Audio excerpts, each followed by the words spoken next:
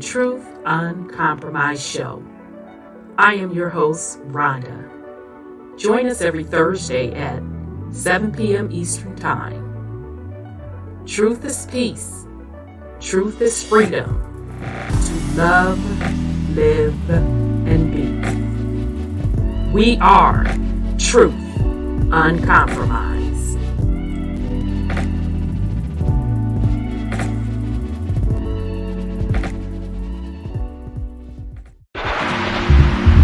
We are in the age of truth, freedom, love, prosperity, abundance, and peace.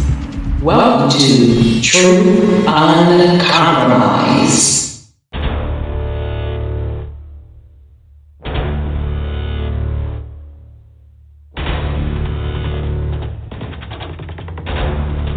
You have entered into a dimension of truth. Time does not exist, and illusions are shattered. The journey of truth is intense. The journey of truth will set you free. Consider this a warning as you enter the dimension of truth uncompromised.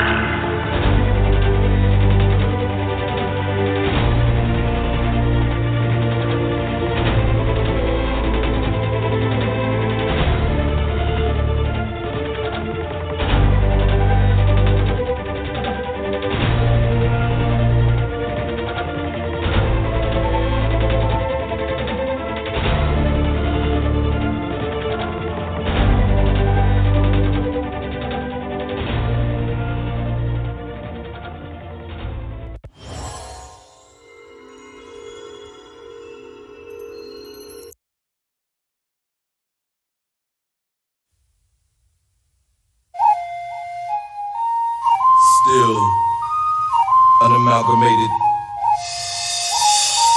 Heartbeat, the sound of the bass drum. Come with your best shot, I'll take one. Rumble in the jungle, I'm a lion. Stand up for your Muslim nation. Hey, for these generations, we the people lost but not forgotten. Tribal rivalry is the problem. One love, the key for what we locked in. Don't call me a doctor, but I will be your medicine man. We're all from the melting pot, so everybody in the crowd is a Native American. Like me, what can't you see? The enemy is a L-I-E. One family tree, we all. The truth is like smoking Joe, and so far the bigger they come, the harder they fall. Bring on the giant, I'm ready to brawl. No giving up, flowing in my veins like a champion. I feel that I will never surrender. One with the solo warrior, I will remain a contender. One with the solo warrior, I will.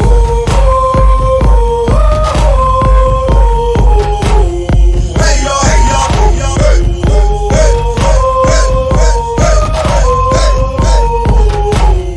hey yo, hey yo.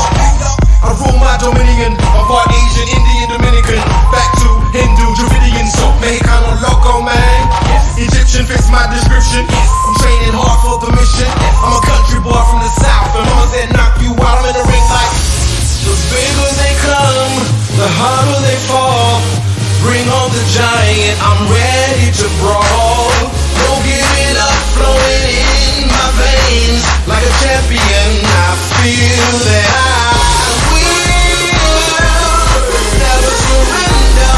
One with the solo warrior, I will remain a contender. One with the solo warrior, I will. If you're down for one love and one people, what do you say? Hey yo, hey yo, hey, hey, one finger in the air. Hey yo, hey yo. Somebody wanna yama see me break it down, down. Watch me break it down, down. Watch me break it down. Somebody know that yama see we break 'em down, down. Yeah, we break 'em down, down. Yeah, we break 'em down. The bigger they come, the harder they fall. Bring on the giant, I'm ready to brawl. No giving up, flowing in my veins like a champion. I feel that I will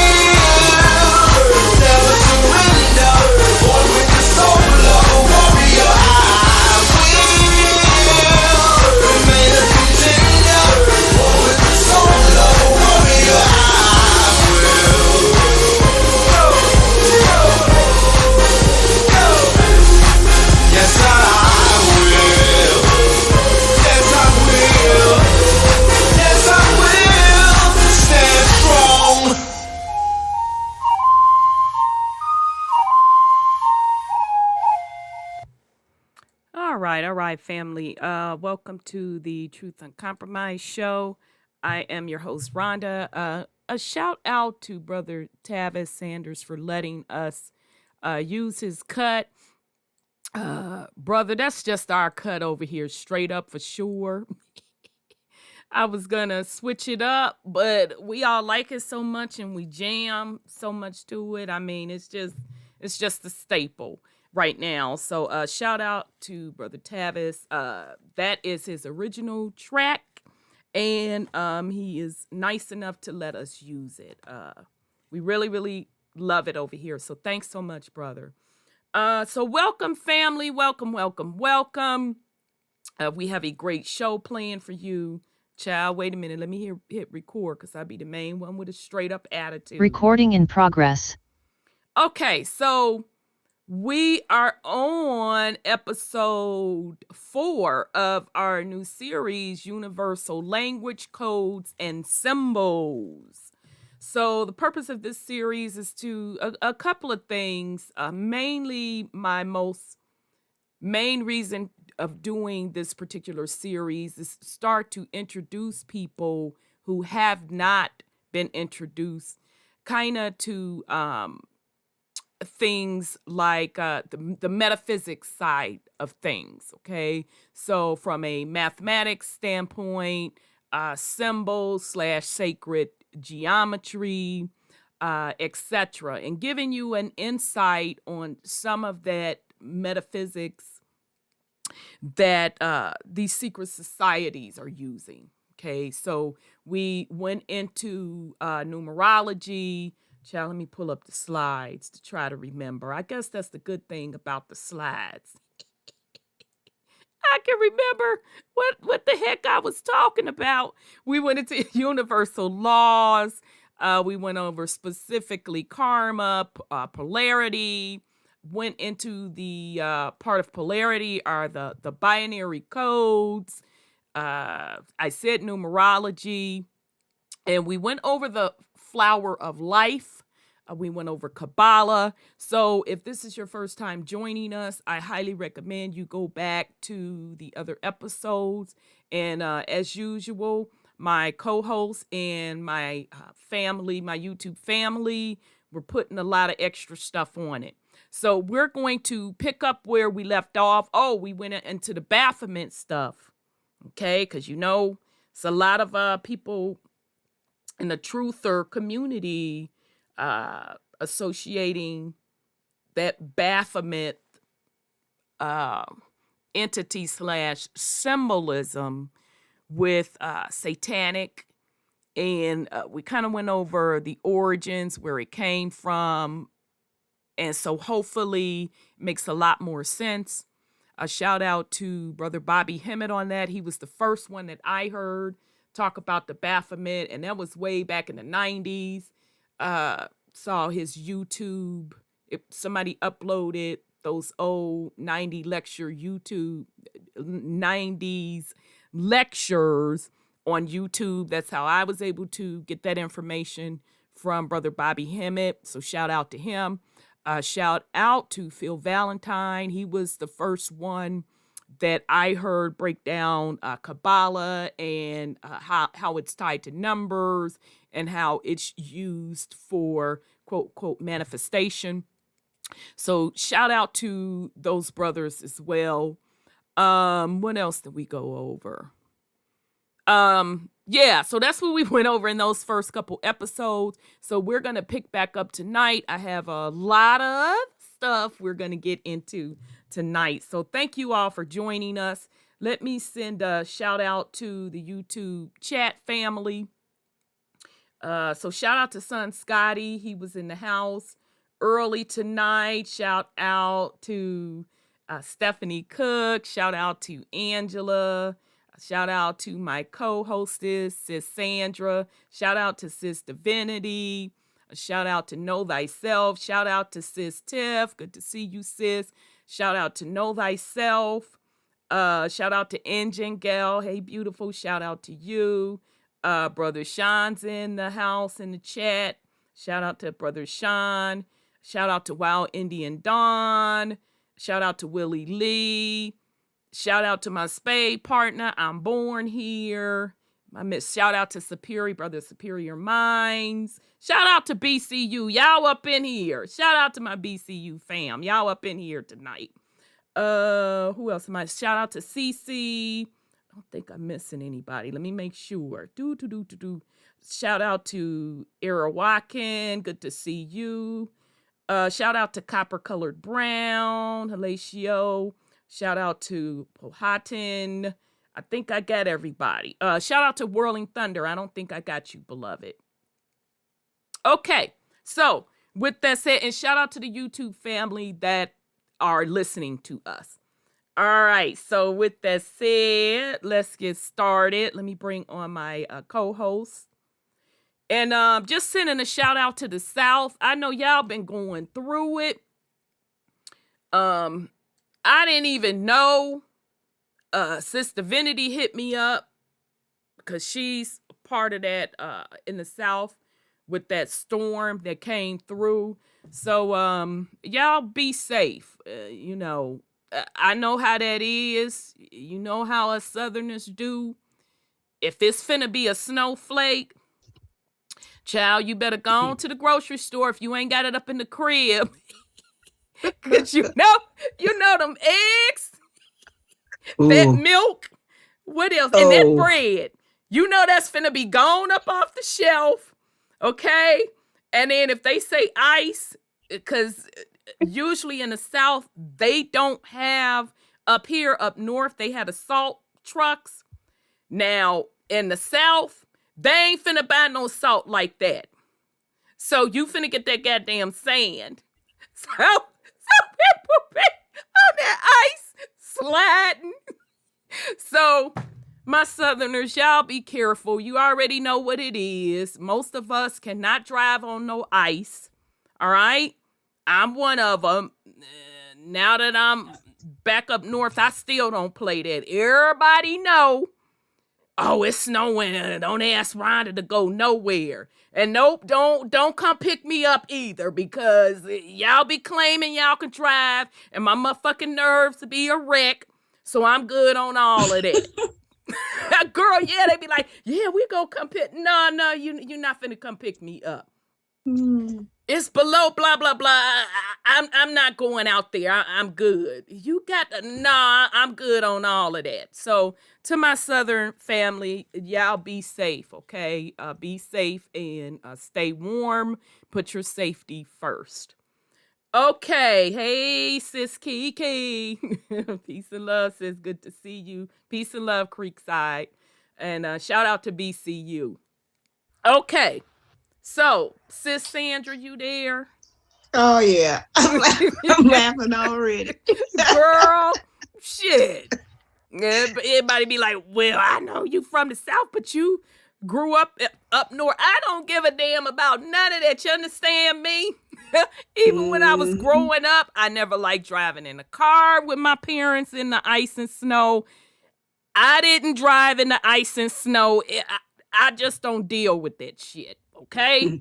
So, Southerners, you know what it is. Put your safety first. Okay? All right. Shout out to Tracy Bear. Peace and love, sis. Okay, sis Sandra, how are you? I'm doing better. Thank you so much. Peace and love to the family and the chat and the people on YouTube and everything. Yeah, I'm doing, fairly well, as they used to say in the old time. I'm doing fairly well. Good. Good deal. Good to Thank hear your voice, Thank sis. you. Thank you. Good to hear yours as well. Yeah, let me there. Brother Sean's on. Peace and love, Brother Sean. How are you? Peace and love. Wholeness and power. I'm good. How y'all doing? We doing good. Good. That's what's up. I love to hear that. Yeah, for sure. Okay, sis Sandra, I'm getting prepared. Did I feel my water? Yeah, I feel my water up. Because I got to have my water to clear my throat in case I got to cut somebody out this, that, and the third.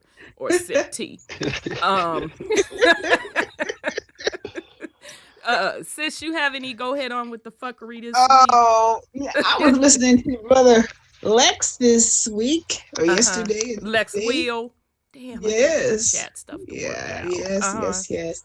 And so before I talk about him, let me talk about somebody else I was listening to. I was listening to Real World News, and one of the hosts on there was talking about settling this land.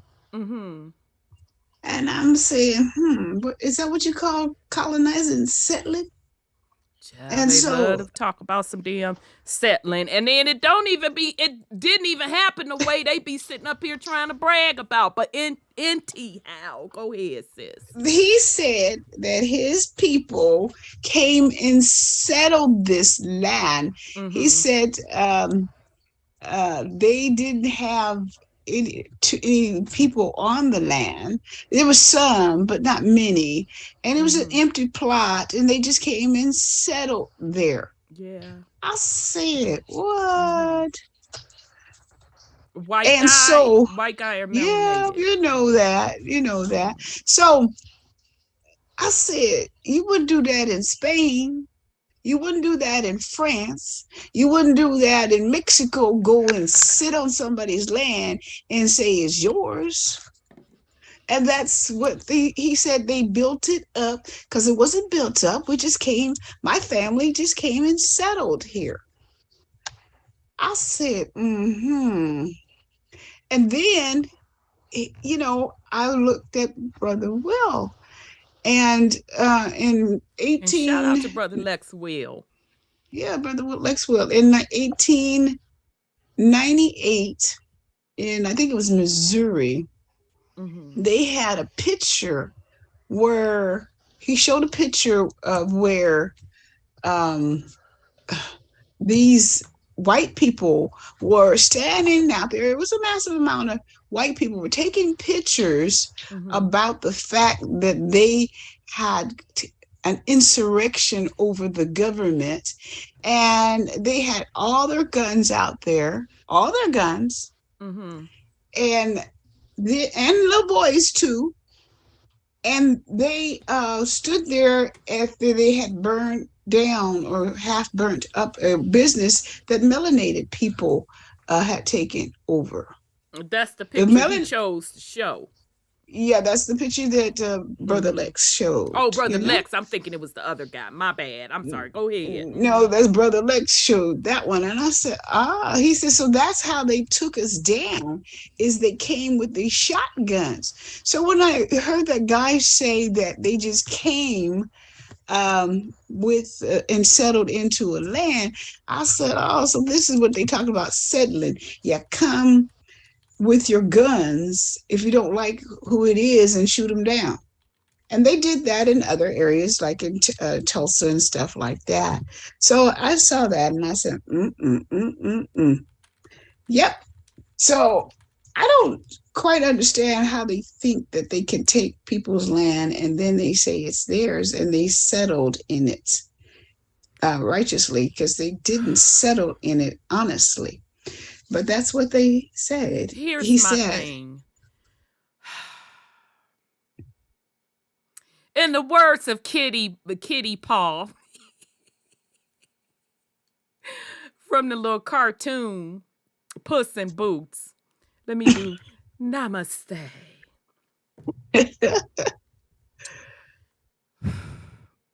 White folks, y'all do know that when you deny real history and you take on, because I know I already got on black folks' ass, okay? So tonight's your turn. When you take on false history and you're taking on wrongness that you really didn't have shit to do with, you know you take on that karmic debt, right?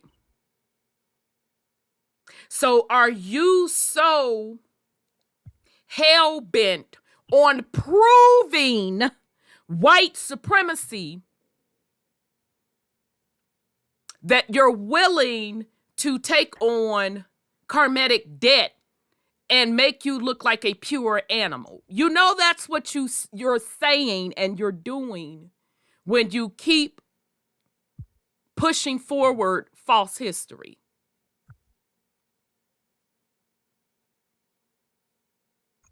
You didn't build up anything. You didn't colonize anything. You came over here either as indentured servants under some type of contract, or you was put on by well-to-do Black European business people.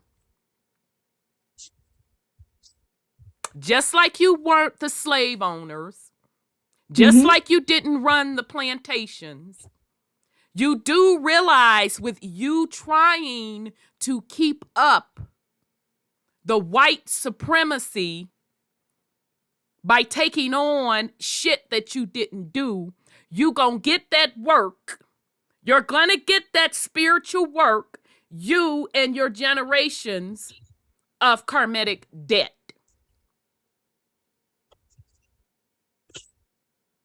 So you can sit up and jump in my comments all you want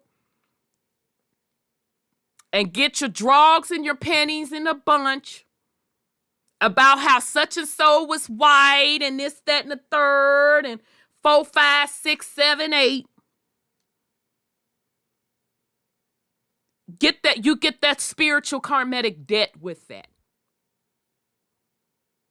Again, you did not come over here and settle anything. You it's just didn't. open to them. You were not the aggressors. You did not come into power until, and I think I'm probably being generous, mid-1800s. And you only came into power because you were put on. You weren't even in those positions. You weren't running Europe. None of that. Okay? And if you were doing your genealogy, okay? And those of you that like to tell other people where the hell they from, you need to do your goddamn genealogy, because I have personally busted a few of y'all. Okay? You authors that put out that bullshit ass work. And I go just do an hour worth of quick work. Yeah. Based on the information that you gave me saying who your folks are. And I link you right back to coming over here on an indentured servant contract. How your ancestors came over either through the Catholic Church or you were a servant to some wealthy family. You were indentured. So keep living in La La Land. Keep bullshitting yourself, but do understand and realize you're going to get that karmic debt. Because what you should be focused on is what really happened, and understand how your family fit in that particular time period. Because your folks was side by side in the fields or in the kitchen or domesticated work, whatever the case may be, and what in the roles that you all are calling slaves, right next to other Black indentured servants. So you could keep bullshitting yourself. I'm just telling you, you're going to get that spiritual karmic debt work.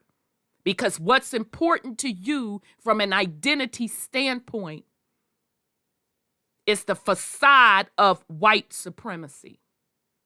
Mm-hmm. And I don't understand it. Why would you take on some fuckery that don't even belong to you and your bloodline? I'm sorry, go ahead, sis. Governor DeSantis of Florida, is trying to ban Black American studies. And I'm thinking, and so this lady, what's her name? Not Robin. I wrote it down somewhere. She's a news commentator. She's melanated, and she was fussing about the fact that they shouldn't take that away from us. But that's not who we are. The history they have in Black American history. So I'm like, so why don't you just shut up? But they like to put out that mess that we came on boats and ships and you settled here, you nice little people, we're gonna pat you on the head and give you some reparations. And she's supporting that. And I've heard some other melanated people talking about, supporting. I assume they're gatekeepers when they say all that kind of stuff, because they're also got a survey out about should we continue teaching Black American history? And I said, what is that? Do you agree or don't agree? I can't even answer that. It's so stupid. But for those who think there was roots and all that kind of stuff, they got these news people trying to say he's wrong, he's racist for saying that we don't need to keep teaching that kind of stuff.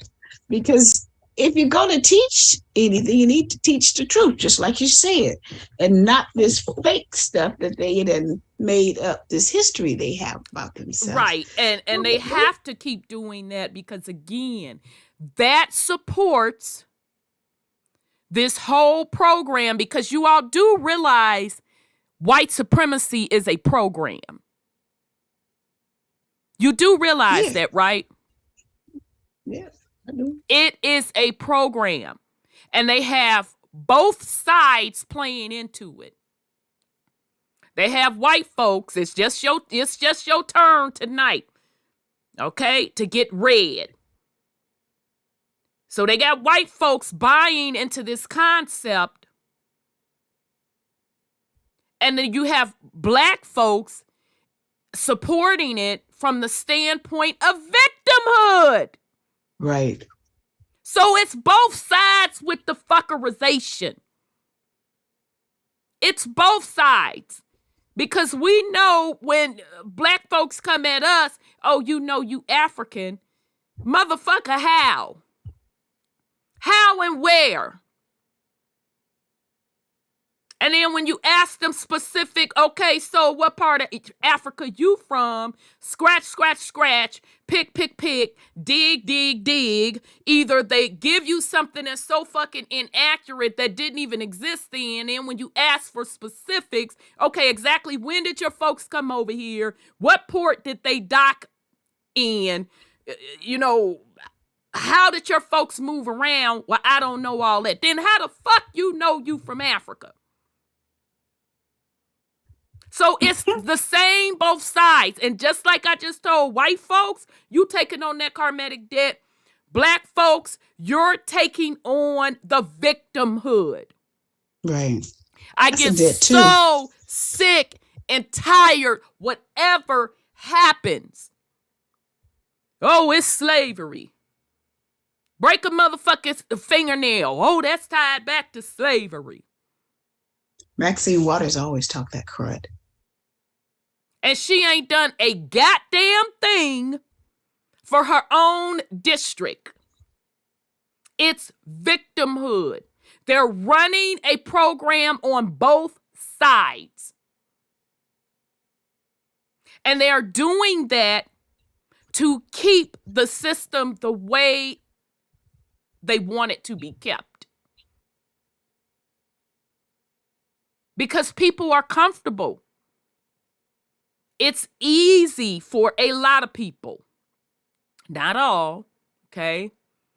Because this shit ain't easy. I ain't going to sit up here and lie. This shit ain't easy to look at it for the way it is. It's easier for folks to just roll with what's being fed to them instead of looking at it for what the fuck it is. Because just think about it. If you are Caucasian and it's like wait a minute. So white people wasn't on top back then? Wait. White people wasn't ruling Europe? Well, what were white people doing? What position were they in?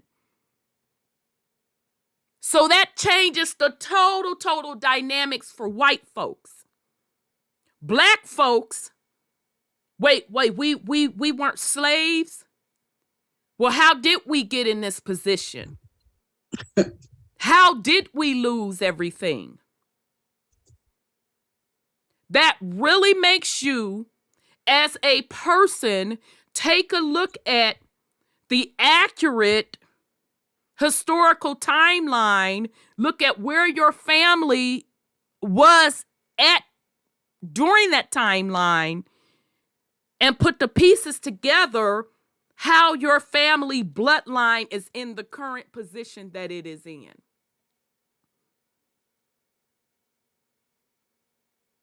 And what just really gets me, that lets me know that although people may have, quote, years worth of age on them, that don't mean shit if you have not gained wisdom, if you are not living in authentic truth, and most importantly, if you have not grown up spiritually. Because if we really want to keep it all the way to fuck funky, that's one of the reasons why I'm doing this series. The bottom line, this shit is about spiritual maturity. You have most adults, 99%, running around spiritually immature. Anybody could come and tell them anything, and when the truth is staring them right in their fucking face, because of their spiritual immaturity, they ain't trying to hear that shit. So I am telling you, nobody gives a damn. The realm don't give a damn that you don't give a damn, or the fact that you don't want to face the truth. And the truth certainly don't give a damn that you don't want to face the truth. You are responsible for your actions. You are responsible for your life choices and the way you navigate and move. So keep doing you. Now make no mistake about it. I don't have no dog in the fight. What you choose to believe, how you choose to navigate this, that, and the third, 4, 5, and 6. Just don't involve me in the fuckery. Don't come my way with the fuckery. Because I'm going to tell you how I feel when it's in regards to me. Because once you try to involve me in your fuckery, I'm going to read you. And I'm going to walk away. I ain't going to try to negotiate. I ain't going to try to work a motherfucking thing out. None of that. Because again, this is about frequency. Either you're on a particular frequency, you're on a particular journey, and we match or we don't.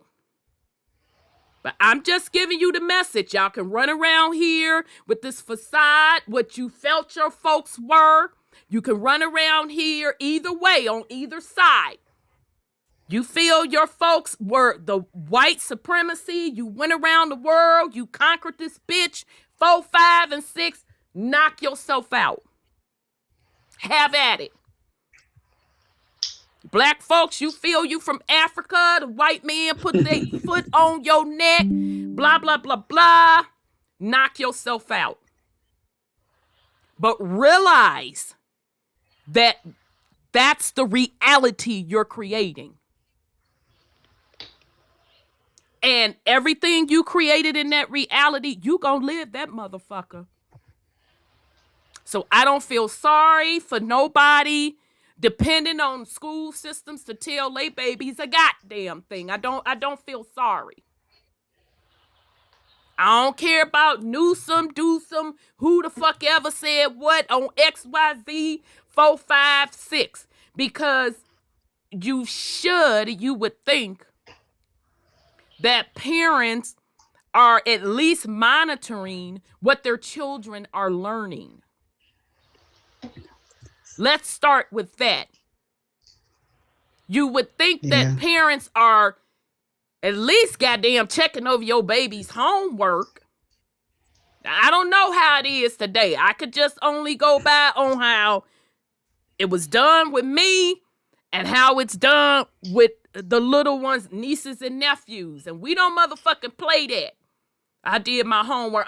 Come on, run that by. I ain't that motherfucking tired. I'm tired, but I ain't that tired. Pull it on nothing. I don't want to hear that. Pull that homework out. Yeah. Give me this book. And let me check that bitch. Yeah, it don't matter that I may have to go Google and YouTube some of that shit. Because I done forget. That don't matter. That's beside the point. It is not them teachers' responsibility to educate your babies the way they are supposed to be educated. They're going to educate them and indoctrinate them to support this system. Let me be clear for the slow ones in the back. They are going to teach and educate these children to support the system, not to think critically, not to learn the truth, not for their best benefit, not to become an entrepreneur. None of that. And I don't care if you go all the way to fuck up to a PhD level. I'm telling you what I know. They're not going to teach you that. No. I've learned more on my own versus their schools. And that's higher education and all. I learned more by doing the work myself than what they ever could teach me in school.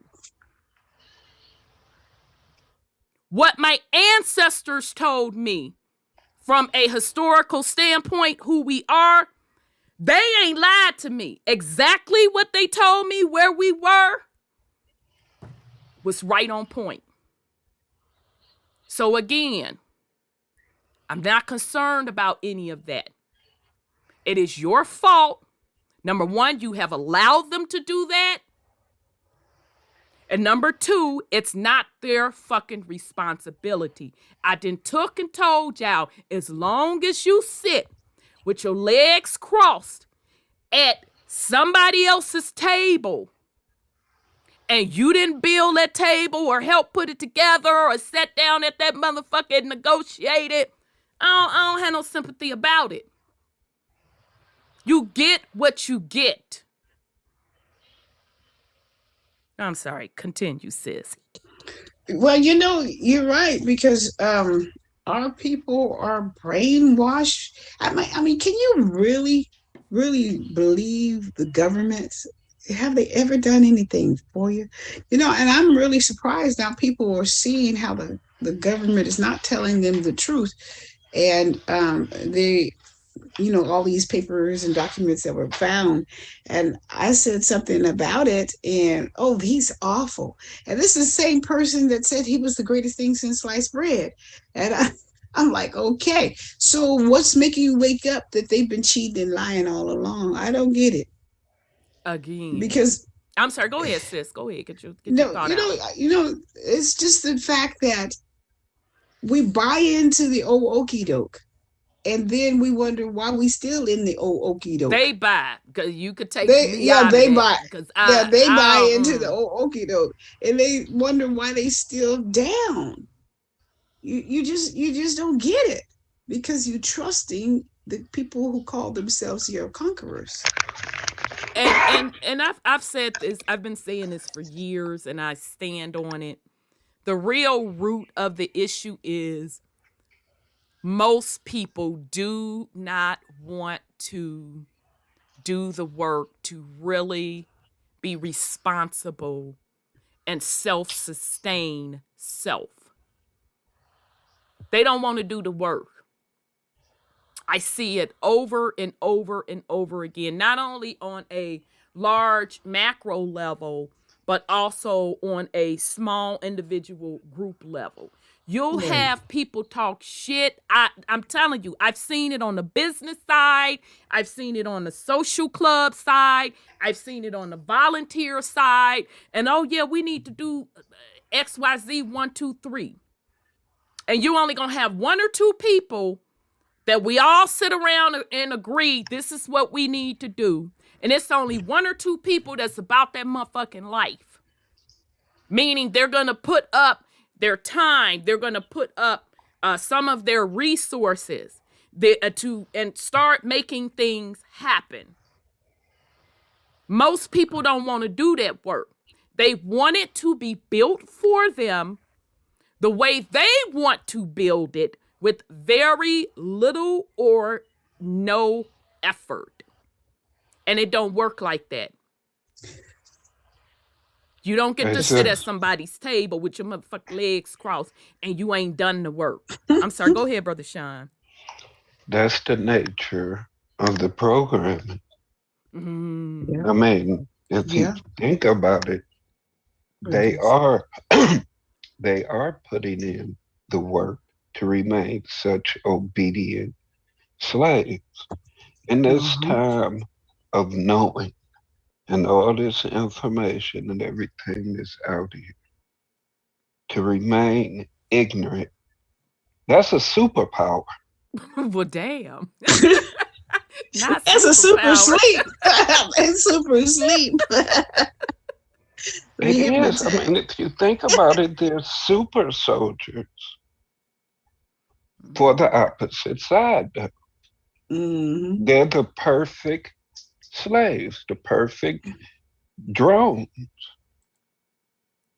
They're going to willingly play out this script, dramatic and as flamboyant as they want to.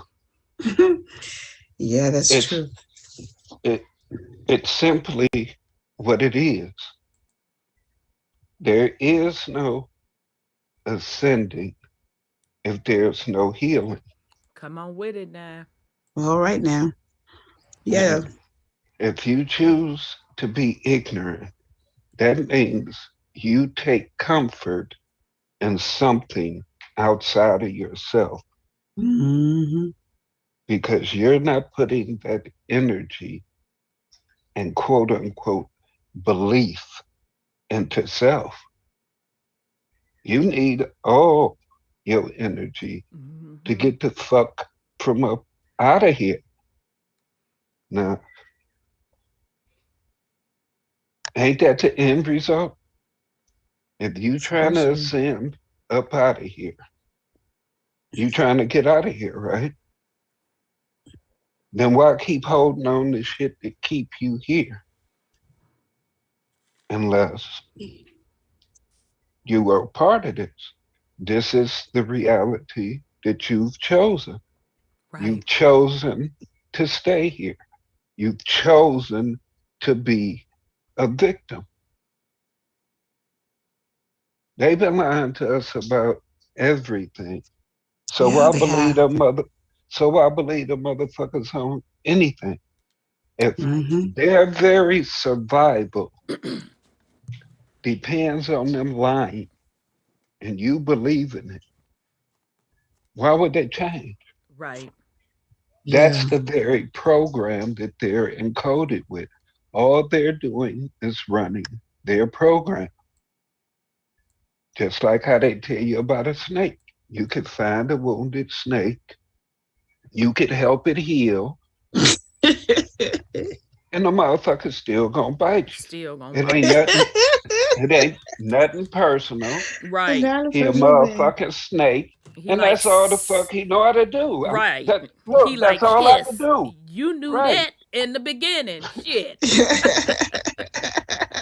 Right. So it's a matter of you the goddamn reason that you here, and you still can't focus on you. You the only motherfucker that can save you. And you the only motherfucker that can consent to the bullshit Right. that involves you. Right. So quit trying to involve other motherfuckers in your bullshit if you don't want motherfuckers involving you in nothing.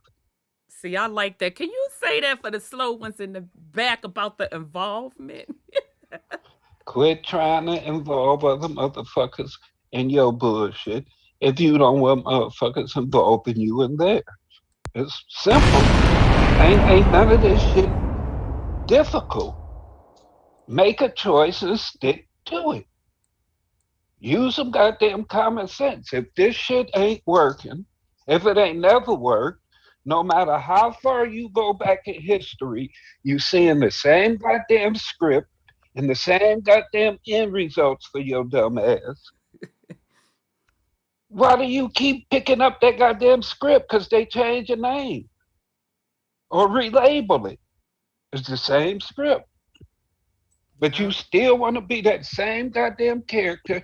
You always want to be the victim because they told you that being the victim is the greatest thing in the world, rising from the ashes to the skies and all this type of shit, the American dream, putting yourself up by your bootstrap and all that dumb bullshit when you was on the top to begin with, dumbass. Romanticizing the bullshit. Yeah, no, very good. Very good. They are. Love, son, Scotty. And you know, this woman, Joy Reid, is the one that was the commentator, the news commentator, who they gave her the money, I guess, or the role to debate Black studies. And she's a melanated chick, and I'm like, what is Black studies? What are you talking about? Oh, Joy Reid, they're always pulling her out. Yeah, they always pull it. That's their card, you know. 75 times. Yeah. That's their card, you know. That's the race card. Let's call it that. I'm like, oh my God, shut up. Yeah. Whatever. They can have at it. Just don't bring that shit to me. Because I personally don't want to hear it. It is what it is. I had enough of that when I started. When I was in college, they made you take them classes. I said, for what? That's not the true story. And they all had melanated teachers in my college. I took one, and the only reason I took it, because I didn't want to take the other history one. And they like, well, you could take this one and get the credit versus take that one. I'm like, okay, I'll take that one. And I said in that motherfucker, like, all I heard was want, just highlighted the shit in the book on the stuff I needed to pass that goddamn test. And that's all I did too. On. Yeah. Yes. I don't give a. And he's standing up there tall and lanky with a hook ass nose and curly wavy hair. Talking about some he African and copper skin. Oh, okay. Mm-hmm. Mm-hmm. All right, player. Just what the fuck I need to highlight for this quiz and these finals and stuff, because I don't give a damn. So yeah, it's a program. I'm sorry. Go ahead, son. Oh no, I was just saying that's funny because I had a similar experience taking like one of those like African American studies, like the upper fucking class credit and whatnot, and it was a similar experience. Like, oh, okay, I just need to know the bullshit to pass the class. But instead of it being like, it was like a older, like, Black woman, but she would always wear like the what the shit is, the kente cloth. Right. Oh my gosh. You know they go drag that out. And see, me, it was the 90s, so god damn it, the medallion, the leather medallion, and the leather hats, and the red, black, and green. Ciao. I didn't even know what jumping the broom meant. And I'm like, jumping the broom? What are they jumping the broom for? They said it's in the African, thing, sign of marriage. I said, oh, okay. And it was probably Indian. I mean, somebody need to do some research on that. Because I've actually went to weddings where my one partner that's been married so many times, I told her ass, don't invite me to another motherfucking wedding. You understand me? Shit. Because I actually liked her last husband. He was such a sweetie pie. Like, don't invite me to shit else. You understand me? Shit. But she actually decorated the broom. This, Yeah, that, they and the do. third, 4, 5, and 6. So, and it's probably an Indian culture thing. Yeah, because I was about to say, they always say these certain traditions, oh, it's from Africa, it's from Africa. But I'd be like, are current Africans doing this? Or, you know, like, do you see current African people doing this? And most of the time they don't be doing this or don't have a history of doing this. It's only the ones in America. So it don't really line up that it's from Africa. It got anything to do with Africa. Yeah, Right, true. but meanwhile, when we go back to them records and we see when slavery wasn't even over, we see our black ancestors marry like a motherfucker. Now, they were more married back then than we are today. Oh, yeah. So make Covenant. it make sense, player. This is. Yes, sir. Because even before Roots came out, I'm just trying to remember which older comedian it was. I don't know if it was Red Fox, I was about to Richard say, Pryor, Moms, Mabley, or somebody. They actually made a joke about jumping the broomstick. Because then when you didn't want to be married no more, all you had to do was jump back over the broomstick. Shit, I know a lot of they gotta motherfuckers change. jumping over. Jumping over there. Where that broom at? This bastard. They said, You're chasing by the house. they said you ain't need no lawyer or nothing like that. You just put that broomstick down, just jump back over the Right. broomstick. Right. Now that's what's up. That's what's Yeah, up. yeah, Shit, yeah. now that'll make me get one. Nah, motherfucker. You said what? You did? You know what, nigga? I'm tired of you and this bullshit. Let me get this broom. and all the rituals, Motherfuckers hiding the broom. superstitions Right, attached hiding the to broom. I know she's sick of my shit. She finna get that broom. You motherfucking right. So Get you out. gotta use this broom. You can't go get no new broom. And the ceremony say it gotta be the same broom. You can't go get no new No, broom. nigga, that broom, I got a safety deposit box that you ain't got access to that broom, nigga. You get out of pocket if you want to. Shit. You ain't trapping nobody up in here. Somebody in the comments said that Sis Tasha She, Copper Colored Soldier, said Sis Tasha She did a research on it, and the jumping the broom is an American Indian custom. So shout out to Sis. That makes sense to me. That makes sense. Okay. and all the rituals and superstitions attached to the broom, you know, like all the witch stuff, all the like drawing sigils in the ground, in the dirt. Yes. The superstition, like brushing the broom over your feet. What that mean? Gotta throw the salt. Wait, youngin. Wait, youngin. What that mean? When you sweep somebody's feet with that broom. You don't know what that mean? I felt like it was like something like bad luck or somebody gonna get pregnant or something. I don't know. Oh, Lord, no, I'm falling out. No, shit, I'm falling out. No, it's not that. What it's your ass going to jail.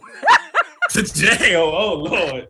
Yeah. I don't Sweeping know. you What, is that what it meant to you all, Brother Sean and Sis Sandra? I remember that's It just meant it was like bad luck, a curse. So you spit on it. Oh, to reverse it up? I never knew how to you reverse spit it on up. it. I just remember my mom saying that she had made a mistake and she was sweeping the floor and swept across my dad's feet, and his ass got locked up for some traffic violation. He the fuck locked up. Yeah, because he ain't spit on it. Oh, okay, that's how you reverse it out. Yeah, nigga, and I'm putting a spell on the broom, and once I jump back over that motherfucker, you can't spit on it and try to undo. Get the fuck out. And then my Rhonda, one of your favorite sayings. You got a lot of favorite sayings, but one of your favorite sayings involve a broom, the action. Sweep around your own doorstep. Shit. Yeah. And that gotta mean like you know, to your own foundation. Like it's encoded within our like symbolisms. We talking about codes and universal Right. language and all that. And so like we can just see how many things is associated to this broom. Yeah, that's a good point. I never thought That's about true. it like that. That's a very, very good point. Very good point. All right. All right, brother Sean, you have any go ahead on with the fuckery? I don't even know how we got on that broom, but that was a good one though. Yeah, I'm I love surprised son Scotty knew that one. I'm sorry. Go ahead, brother Sean. again, just the entertainment industry that we call the government. I was just watching your boy Eddie Griffin. He got a new one out, a video on his YouTube channel. Mm-hmm. And the guy was asking him about the alleged president that's allegedly in the office, right? Mm-hmm. He said, don't nobody talk about him. He dead. Everybody know that that's a clone. Eddie Griffith said that. Yeah. Mm-hmm. And he went in about a lot of other stuff too. Talking about like all of a sudden you got people bum rushing the stage at comedy shows, and that ain't never happened before. He said that's all plants, people that they got to come in there and intentionally do that to try and intimidate certain comedians from speaking their truths.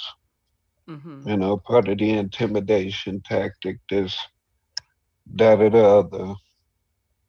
But just going back around to the whole clone in office thing. Trump allegedly and supposedly being the grand emperor of the world and the Galactic Federation. Why was all this stuff permitted to happen? If they've been in control the whole time, the reset is going to go through as planned. Uh-oh. Is that you, brother Sean? Yup, that's you. Sis Sandra and son Scotty, y'all hear me, right? Yeah. Okay. What? All right, you going in and out. I ain't heard nothing but allegedly and supposedly. Really? Yep. Yep. Wow. Well, I'm just saying, but Trump allegedly is supposedly being emperor of the world Child. and allegedly still in control, and all this was for show.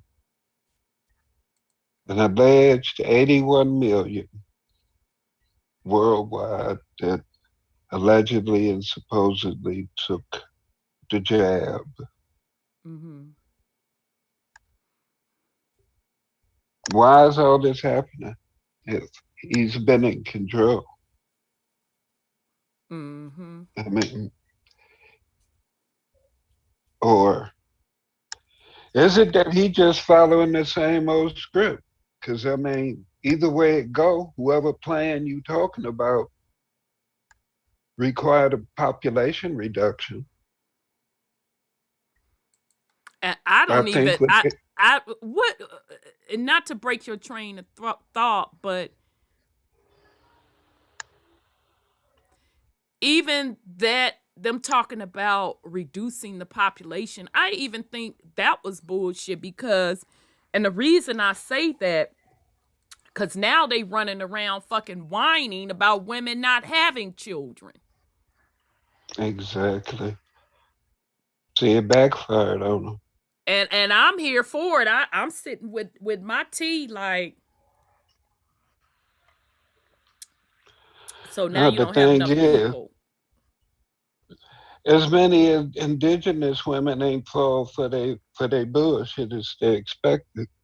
They expected most sisters to flock over to their camps. they didn't expect so many sisters to be waking up so soon. So that fucked up a lot of their plans. They didn't have willing incubators. They didn't have people that was willing to do things simply because they want a baby with good hair. Right. You know some of the dumb reasons sisters gave for doing that. I wanted a baby with good hair. I wanted a baby with pretty eyes. You know, all type of dumb shit is emphasized that your mama and daddy, your creators gave Ain't you good enough. wasn't good enough. Yeah. Right, Yeah. right. You better slap some motherfucking grease and water on that baby's hair and sit your ragged ass down. Some motherfucking wear. Shit.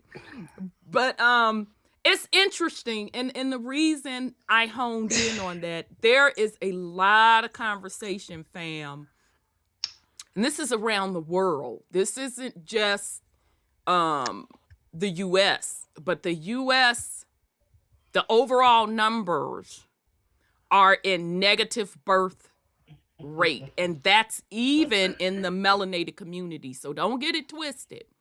It's even in the melanated community. And that's around the world. It's worse in the Caucasian population around the world. The Asians, they didn't pretty much fuck themselves. And that means, China, Japan, India. It's all, and that's why the push. And I told y'all when they came out with the whole over here in the States, the reversing of the Roe versus Wade. I told you all, first of all, brothers, ain't no need you sitting up here getting motherfucking happy, because it wasn't done for your benefit anyway. Okay? Was not done for you. That was strictly done, and I told y'all that, because white women are not having children like that. Okay? And which means that the planet going forward, their numbers are in such a negative birth rate perspective that the white gene would be blended out, per se. Okay? So that's what the whole Roe versus Wade thing is. Now, the interesting reversal thing about. Now, interesting, I saw another content creator. Hey, sis, Yes, sir. can I get in on that right quick? Yeah, absolutely. Absolutely. To me, all of that is just a distraction to keep people concentrating on this shit here. If anything, Yeah. people should be trying to close up their goddamn contracts, quit bringing babies into I've been hell, saying that. I've been quit saying that. quit being a facilitator to bring other people in this hell to be miserable with you when you supposed to be figuring a way out of this shit. Period. You focus on all the wrong shit. That Roe versus Wade ain't got a goddamn thing to do with you, like she said. And that has to do with people that are recycling in and out of this damn realm that you claim to be wanting to get out of. So, I mean, what is it that your focus should really be on? If we don't give every goddamn thing life and energy, it's a lot of this shit we ain't dealing with to begin with. NPCs don't have no life. They just background shit until we start talking to them and giving them programs and actually giving that shit life. True that. Mm-hmm. Ain't nothing what it seemed to be. But you just want to keep putting your energy into everything that ain't got shit to do with you. Agreed. They the ones that need to survive. here because they know it ain't too much further that they can go. They depend on this reality. This reality was created for them because this ain't what we put down. What we originally put down ain't here no more. Shit ain't ever gonna be the same again. Right. We have to do something different. Agreed. So until we do something different, the same script gonna keep playing out because everything that you're thinking is going to be the answer that's within the code, that's within this script, ain't gonna work because it's in the script. Exactly. I digress. I'm gonna just add another point onto that. Yes, a superior mind. Does immigration play into that as well? Absolutely, it plays into it on both sides, on the Caucasian side and on the quote melanated side as well. Absolutely, because there's a certain number of bodies that they need to keep the slave system going. Okay. So yes, absolutely it plays into that. Now here's the deep part with this whole negative birth rate stuff. I'm fencing to tell y'all this the deep part. Which people that are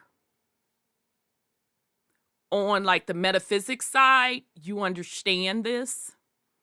And shout out to like Dilbert Blair, Dr. Dilbert Blair. He said it. And shout out to Phil Valentine. He said it as well. Where the planet's energy is going to shift. Okay, so we're going to be coming out of patriarch rule. Okay, so under the patriarch rule, you need certain amount of bodies to keep a said system running. Okay, and the whole system was set up for the ultimate benefit and rulership of the patriarch. Okay? We're shifting out of that. Even the planet herself. So those that know, meaning those that study the high sciences, or if they're in some type of secret society with the higher knowledge, they knew that this was coming. They knew it was going to come to a point where women overall around the world said, I'm not doing this no more. I'm not doing it, okay? So I'm telling y'all now, if you think it's gonna go back to women having 8, 9 children, it's not gonna happen. It is a spiritual thing. Women are not willing to put themselves in that position, nor their future children in that position to be chattel slaves. They're not going to do it. So all of this running around with the whining about what women need to do, what men need to do to go back to that way, I am telling you all now, it's not going to work. Because that's an old frequency. It has ran its course. That script is over. It's over. Because all they were doing, if you pay attention, when the population got up to a certain point, oh, now it's time for a war. Let's get these numbers back down to being manageable.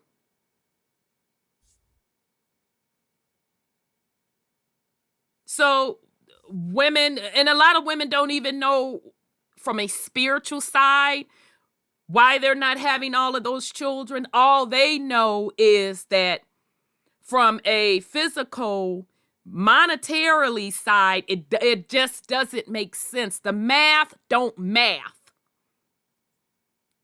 Okay?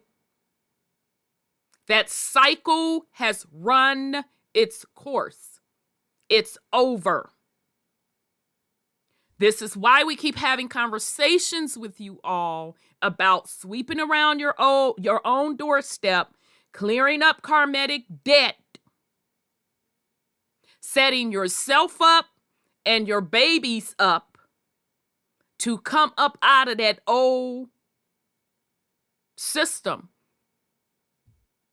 Okay? From a physical standpoint and spiritual standpoint. Okay? Now, men. Now, this is men around the planet, because contrary to popular belief, it ain't just black men struggling with this shift in energy. Let's be motherfucking clear. And somebody pointed out, yeah, what you think the whole Handmaid's Tale. And I refuse to watch that shit. They ain't finna run my motherfucking blood pressure up. I ain't watch not nary of an episode. I fucking refuse.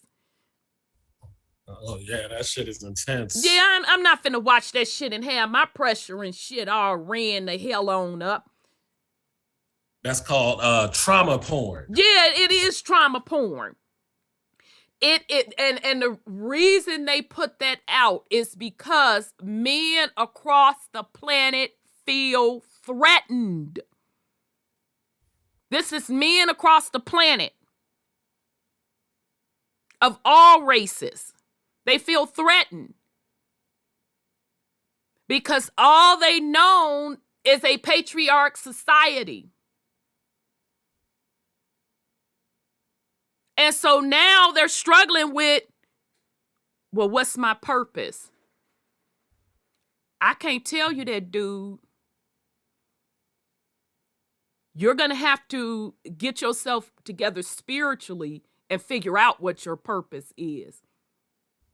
Because I'm going to tell you something.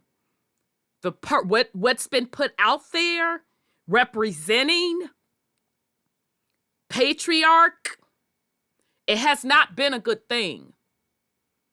It has been damaging to everyone, and including the planet herself. You've backed yourself in the corner with the patriarch system. So men across the planet are struggling with it.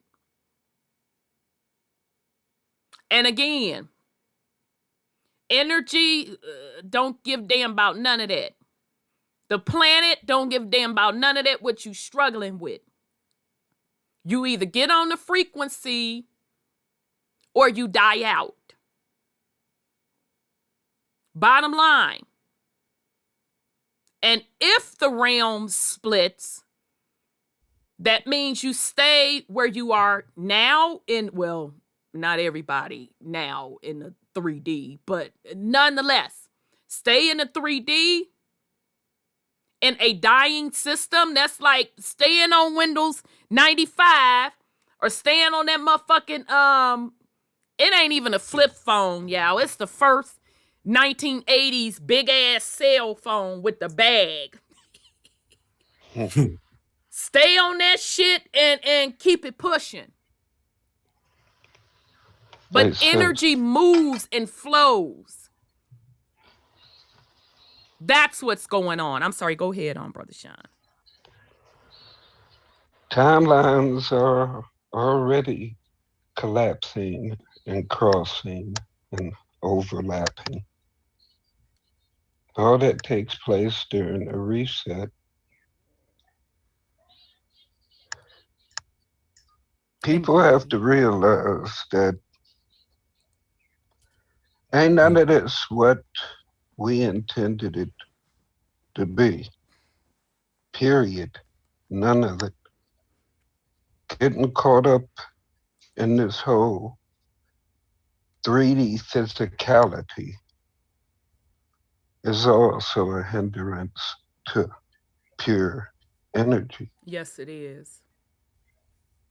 And it don't matter what dimension they told you that you're going to, what the new earth is going to be like, what's going to happen. It's all part of the goddamn trap. You ain't decide none of that. You decided that you would fit into their narrative, do this, do that, and allegedly and supposedly your frequency does this, and you ascend to this, that, or the other, and now you're in this perfect dimension. But hasn't these beings from these higher dimensions been involved in these wars too? Don't they keep coming over to our shit to bother shit? I mean, I haven't heard not one Galactic Federation story where they talked about the niggas from America came on our planet, did this, that, the other, etc., etc. Not one. Mm-hmm. For people to say that, like, let's take for instance, Nibiru being here. Mm-hmm. If we're this ball floating through space, or this ship flying through space at thousands of miles per hour, how do this same shit keep catching up to us all the goddamn time on at clockwork?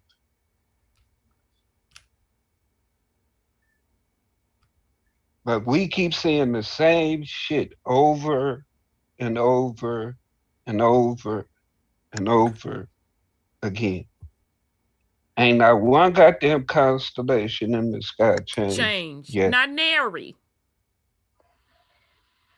And all we see is the same goddamn planets and comets coming back allegedly and supposedly doing this, that, or the other. As if ain't none of this shit got to do with the fact that we're out of alignment. If you're dealing with electromagnetic shit, magnetism, etc., just take to be out of alignment a little bit. If you're off balance, everything fucked up. But us being out of alignment ain't got nothing to do with that, right? Us not being in alignment with the motherboard. This is a simulation. Yes, it is. So this is a motherboard that we were created with, or that we created these avatars and everything with, within this particular program, which was, again, taken over, colonized, whatever term you choose to use. Mm-hmm. Again, if we haven't created a new motherboard, if we haven't programmed it, it ain't ours and it don't benefit us. So what new earth are you going to without putting in no work? Right. That part. I'm trying to figure that out. I'm with you, Brother Shine. Because everybody has to put in work. That is because the work you have to put in is on yourself. There's nobody that can put in the work for you. That's correct. You know what your fuck ups are. That's right. You know what you need to address. You know what you need to take accountability for. That's right. And if you're doing that, you ain't got time to be worried about what somebody else doing or what somebody else just said. It's too much to be done to get out of here. You can't be worried about owning something that you were never meant to own. This program is what it is. And you weren't meant to change it. The experience was for you to change you. Ooh. I digress. Can you just say that last part again? You're not here to change what is. You're here to change yourself. Period. It's that simple. To me, we could look at it like this. When you go to, let's just say the haunted house, you go in there to get your little scares, your little shits and giggles, then get out, right? You don't go in a haunted house to slay the monsters and turn on all the lights and shit. Same thing here. We're supposed to learn lessons from what's going on here. And we keep coming back because we done something to fuck up shit here. Only thing we supposed to be correcting is ourselves, because the school's still gonna be here. This particular school. Yep. I mean, you go from elementary school to middle school. You go from middle school to high school to college, etc., etc. But at some point, you're supposed to get out there in the real world and actually manifest some shit. Exactly. You can't just keep sitting at home expecting somebody to take care of you, figure everything out for you, this, that, or the other. Especially if you're running around talking about you a god, a goddess, this, that, or the other. This mine, I'm a chief, I'm this, I'm that, I'm a king, I'm an empress, and ain't got shit to show for it. According to the script, and to most characters that go by them titles, you have subjects, you have land, you have authority, you have a military. It's just certain shit that you have that's associated with those titles, according to the script. But I digress. Very good. I mean, is what it is. Son Scotty, you have any go hit on with the fuckery? Okay, there you go. Well, speaking of like new programs and like content creation, and we were talking about, you know, the responsibility to educate and how the whole script and program is always based on going outside of oneself. So I was just noticing a new wave of AI that's been rolled out to the public. We got the company OpenAI with Chat GPT. So, you know, that's like a platform where you can put in text, like a prompt basically, and it gives you back like the content. It gives you, you know, if you want to write an email, if you need ideas, the whole push for it is for content creation. That's how they really pushing it. You know, you along with the other AI platform, Midjourney, if people know about that one, basically you put in a word prompt and it gives you back a visual image. So a lot of like graphic designers and, you know, CGI and Hollywood and all that. Yep. They like, yeah, they're creating art, a lot of artists and stuff. You know, it's creating the art, you know, so you're using this AI program code to generate the creation. It's doing the creation process for you. You're just giving it this prompt. And so, you know, with Chat GPT, it's just like the next step. And we see how, you know, like in the workforce, certain things being automated, but like we talk about education and creating content. And now even that sacred thing of creation is being automated. Yep. And so now it's that slippery slope of, okay, yes, you know, technology and these advancements are not inherently like insidious and evil. It's all about your intention and how you use it. But then we know how this realm works, and they don't release anything without that nefarious kind of back into it. So then you kind of like it's the program of the person exchanging their self-creation and solely relying on the AI for creation. You just become like copy and paste. Now you trust in solely on the AI. And because also Chat GPT is like kind of like in competition with Google as like kind of like a search engine, because you can do all kinds of stuff with it. You can do coding with it. You can get it to write essays, do translations, write emails, solve equations and shit. Yep.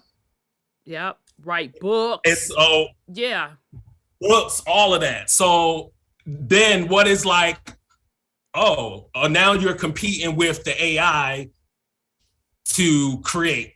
And it's creating the paradigm of, don't think outside the box. All you need to do is give an idea, give a little something to the beast, give something to the machine, give something to the program. We read all the patents about how we got the virtual world and this world and how it's a give and take. Some go from the virtual to the real, from the real to the virtual. Yep. And so now, you know, like I said, that slippery slope of solely depending on automation for creation, for your visuals, for your content, all of that.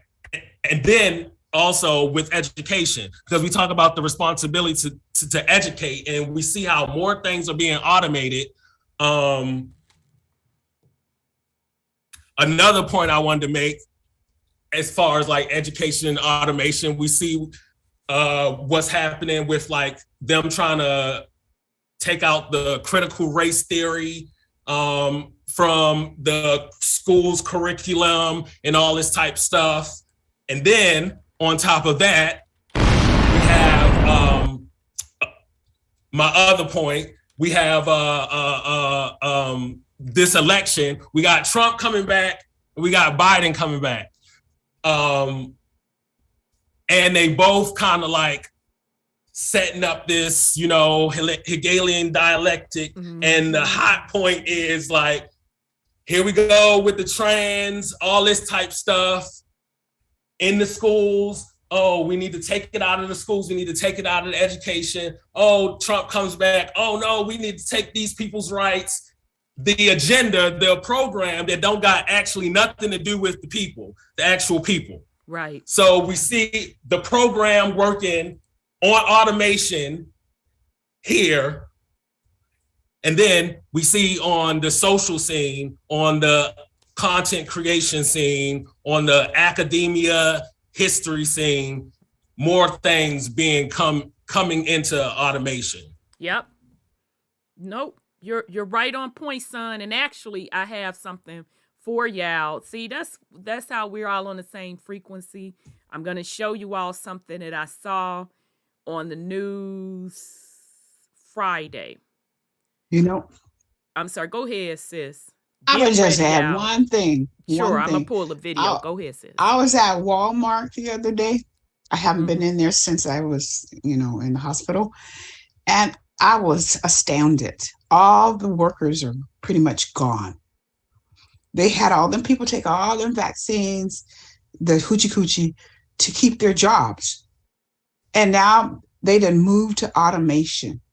And those people all lost their jobs pretty much.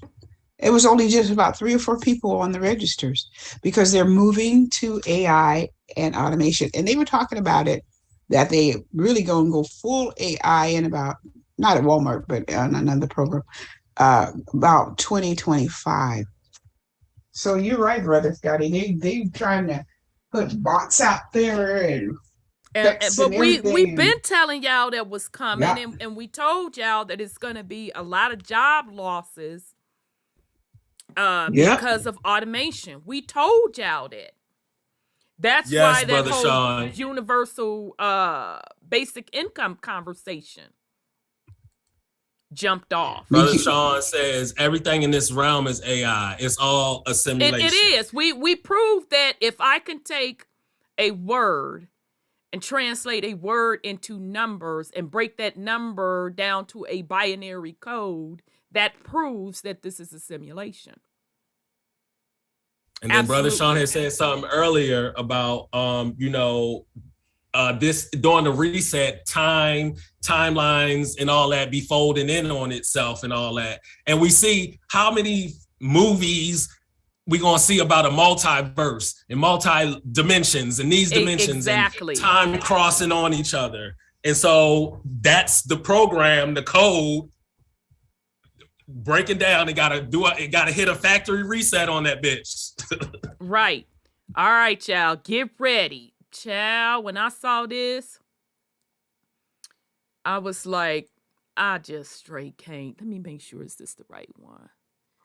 Oh, did I pull the wrong one? Wait a minute, y'all. Okay, that's the nuclear fusion video. There it is. Wait, that's not the one I wanted. Although I want to talk about that, but we can talk about that at a later time. But hold on, fam.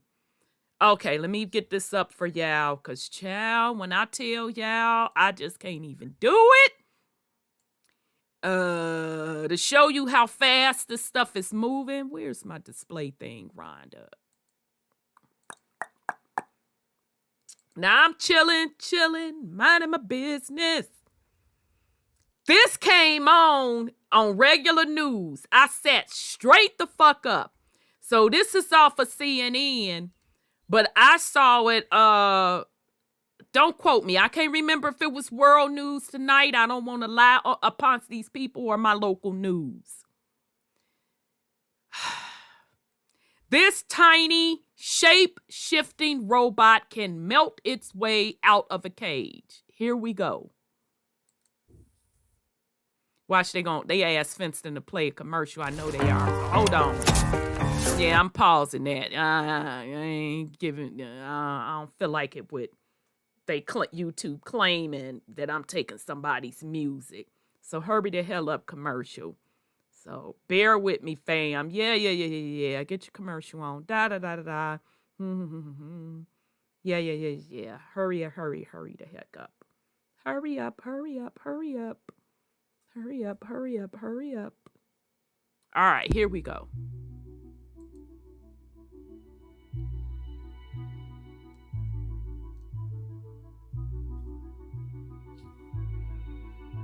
Oh, wait a minute. Can y'all see it, Brother Sean and y'all? Wait a minute. Shit. Hold on, fam. Sorry. Y'all have to be, if y'all can remember, remind me. Y'all know I be forgetting to put it on the screen so y'all can see it. So y'all can stop it. Plus, we can have it on a little recording, too.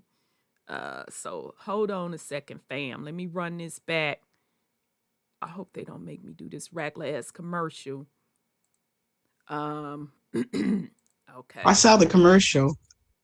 Okay. And then it went through. Okay. But I wanted y'all to be able to see it.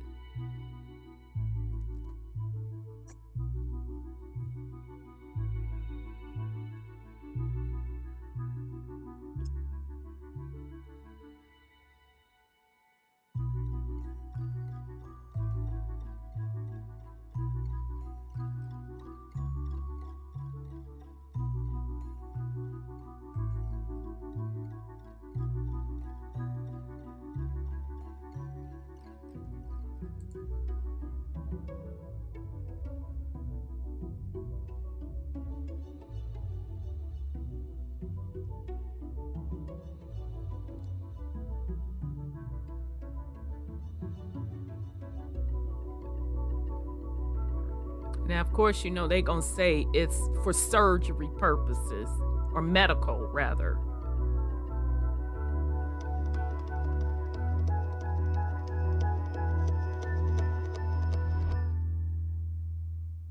All right, fam. That's right. So, okay, I think it's finna go to another story. So hold on a second. There you have it. Damn it, it clicked back over. But there you have it. Literally, art or life imitating art. I hit it backwards. My bad. Life imitating art. Now, when I saw that, it reminded me of Terminator. Ain't that what the Terminator robot did?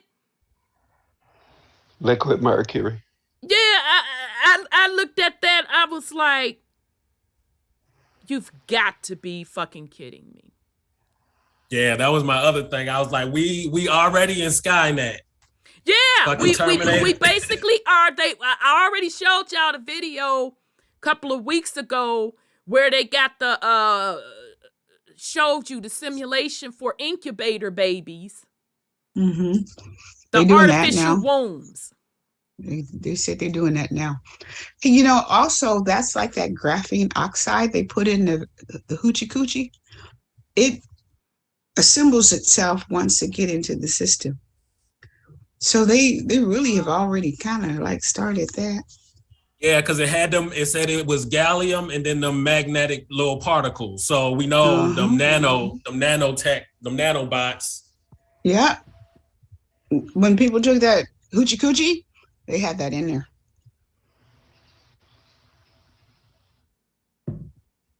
So are we getting this?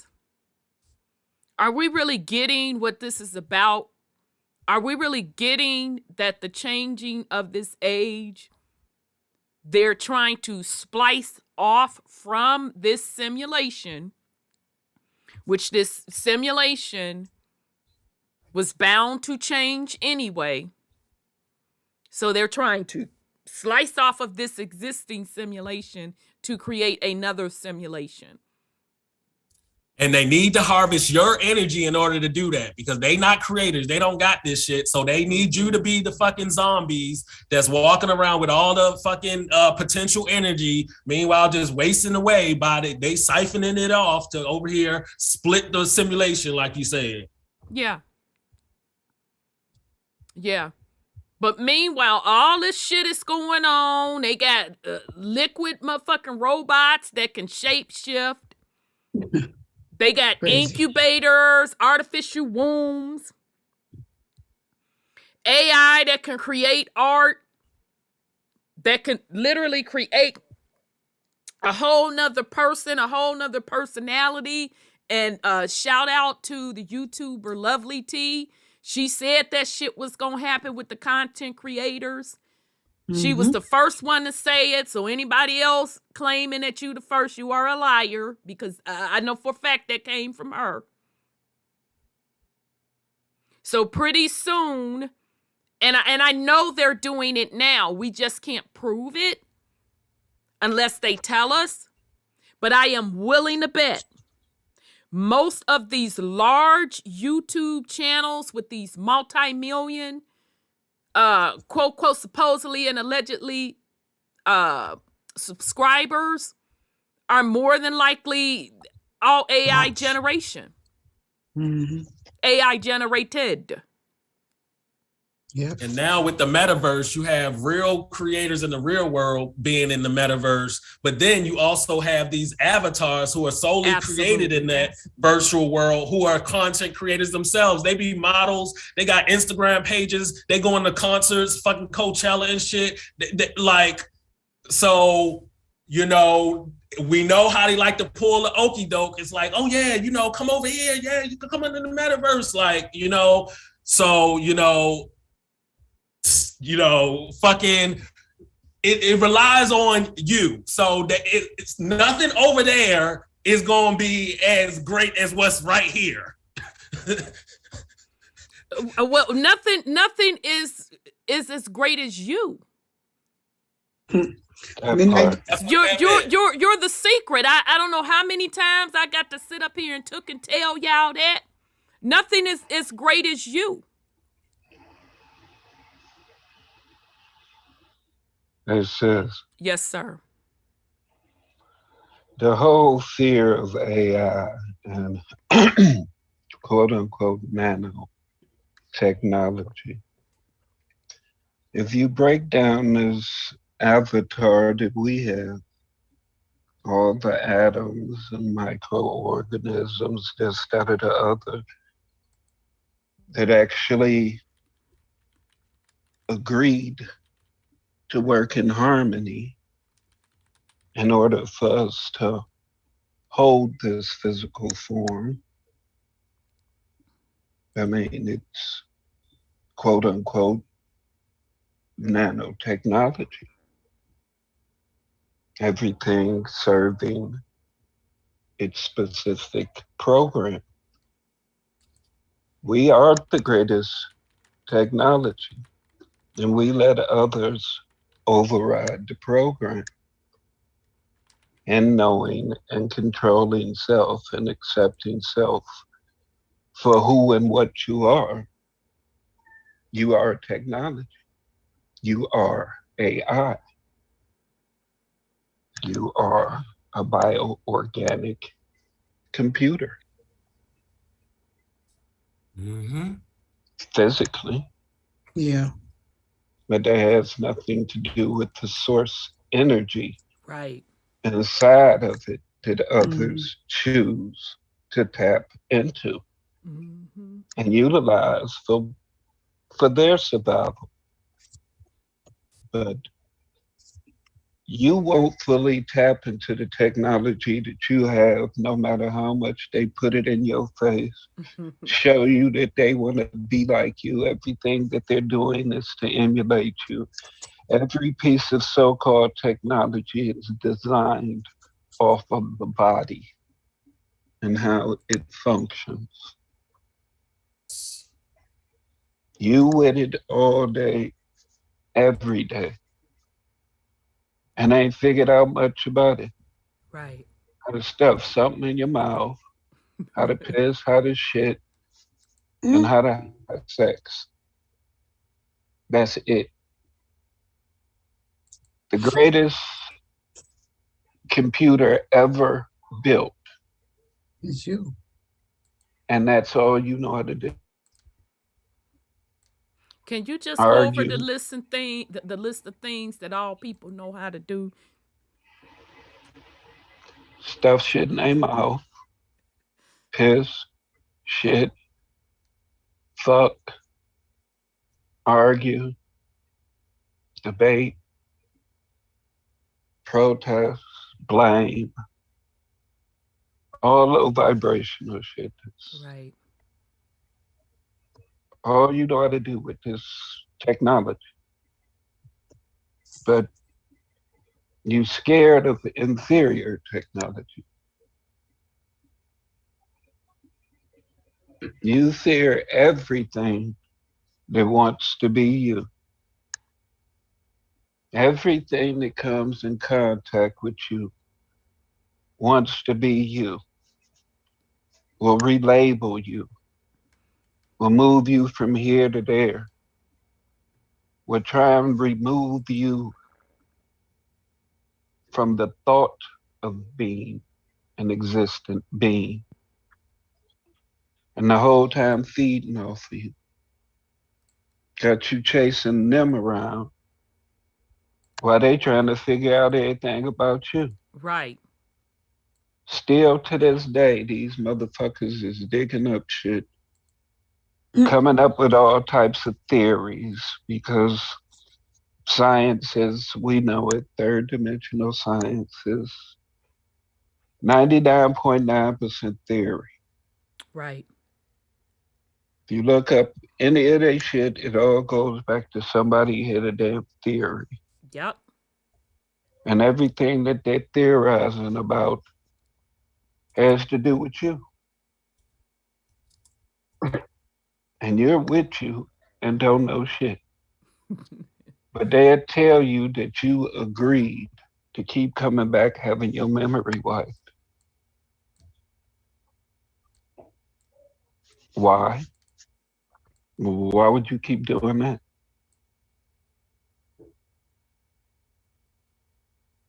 Because if you remembered, you'd see that ain't none of this shit happening, nothing that you would have agreed to. They don't agree to this shit in their dimensions. But everybody keep coming here trying to tell us this is some shit we agreed to. These motherfuckers ain't never showed us no proof of their suffering or shit that's happening on their planet. I mean, we got Wi-Fi and shit. I mean, shoot us a video or something. No, I'm just saying though, they sending messages and shit channeling through motherfuckers. Shoot me a video. I need a TikTok, something, shit. Yeah, Instagram. show me some shit. Show me some shit that's actually happening on your realm, like it's all this, that, or the other, like you motherfuckers said. And as far as for all this healing technology, if our avatars were originally designed to heal themselves, and at certain points that we lived, we kept the same avatar for thousands of years. Why would you want them to put you in a hunk of metal? Right. Why would you trust somebody else to shift your consciousness to something inferior? Right. But I digress. Right. No, very good point. Very good point. Peace and love, nephew. How are you? Good evening, Auntie Rhonda. How are you doing today? I'm good. I'm good. All right. Good to go. All right, fam. Let's get into it. Child.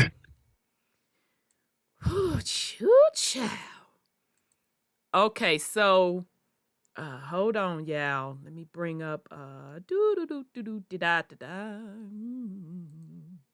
Okay, so let me get into the lecture.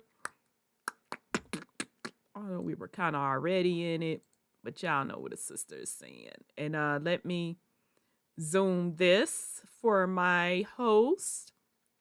Thank you. As well. Okay, let me get into presentation mode.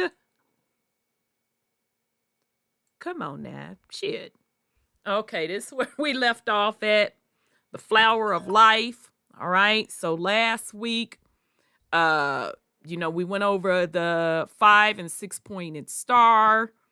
Okay, and showing you how that is associated with a 5 and 6 pointed star. We talked about Metatron's cube and all of that jazz. Okay, we went over the 5 pointed star really being, it really is the basis, for that whole Baphomet symbol. Okay, we went into that Baphomet symbol that now everybody's running around, associating it with the Church of Satan and associating it with devil worship. Now, don't get me wrong. I'm not saying they not doing that up in the they doing it. Church of Satanism. I'm not saying that by one bit. I'm giving you the origins of it. Okay? So the origins of the Baphomet is just the depiction of the tetragram. What is it, y'all? Y'all know always. Tetragrammaton. Thank you. Tetragrammaton. You know I always butcher that. The tetragrammaton, which is really the science, the true science. Okay? At a 5 pointed star. All right? Which basically also represents the physical existence of the human body. You'll hear some folks that are into Islam talk about arm, leg, arm, head. that's what Allah really means. Okay, you can see the same thing on this particular 5-pointed star. Okay, can y'all see my cursor? I don't know if y'all can see my cursor on here. You probably can. We can see the first day out. So you got what? Arm, leg, arm, head. Okay? I didn't. Same concept. All right? So you And see, even King Solomon had it. even King Solomon, absolutely. So you see He had it on his ring. And so when it was the pointing up, it was that supposed to be for the heavens. And then when it's pointing down, it's supposed to be for, the demons in hell. Right. Which it really wasn't the demons in hell. It's just telling you also another form of duality. That's all. Okay. So that's all this Baphomet represents. I'm telling you the origins. I'm not talking about what the Church of Satanism practices. I'm just telling you the origins of it. Okay. So this tetragrammaton was first. The Baphomet image is an interpretation of the tetragrammaton. All right. So again, with the Baphomet, you see the as above, so below. Okay. You see it representing male and female. You see it talking about DNA. All right. Because remember, this the tetragrammaton is also a representation of the physical body. Okay, it's telling you the physical body and the spiritual energy associated with it. Okay, so that's why on the Baphomet you see at in the forehead, that's representing the third eye. You see that same tetragrammaton, and at the top, that looks like a flame shooting up. Some of us think of it as a lotus. Anytime we see lotuses represented in pictures and stuff, it's representing the crown chakra. Okay. All right. So that's what we went over last week. And last thing, when people today running around talking about I'm the goat, this, that, and the third, they're referring to Baphomet. Okay? So that's why it's important that as we are saying things, as we see the youngins say particular things, that they understand the origins of these things. Okay, so that's where we were last week. This week, let's go over sacred geometry. So, sacred geometry patterns exist all around us, creating the fundamental structures and templates of life in the universe. The patterns can be broken down into a language of mathematics that rules the entirety of our visible and invisible world. The geometrical archetypes reveal the nature of each form and its vibrational resonance, symbolizing the inseparable relationship between everything and everyone, which ultimately makes up our whole matrix and the universe at large, embodying, that's the oneness that they keep talking about. Okay. All right. So we're going to come back to this slide, but I just want to remind you throughout this series and this point going forward, I'm going to keep reminding the family how we know that this is a matrix, how we know that mathematics is a language and everything is driven in this matrix from that. Okay, so just hold on. It's going to be review, but I do this for a purpose because I want everybody to really get this, just like that Black Sun stuff. You're going to keep seeing me go over this. All right. So again, just numerology. This is how we can break words down into math. Okay, just real quick. And this is in any language. Somebody pointed that out last week, or you could have pointed it out in the comment section. Shout out to you.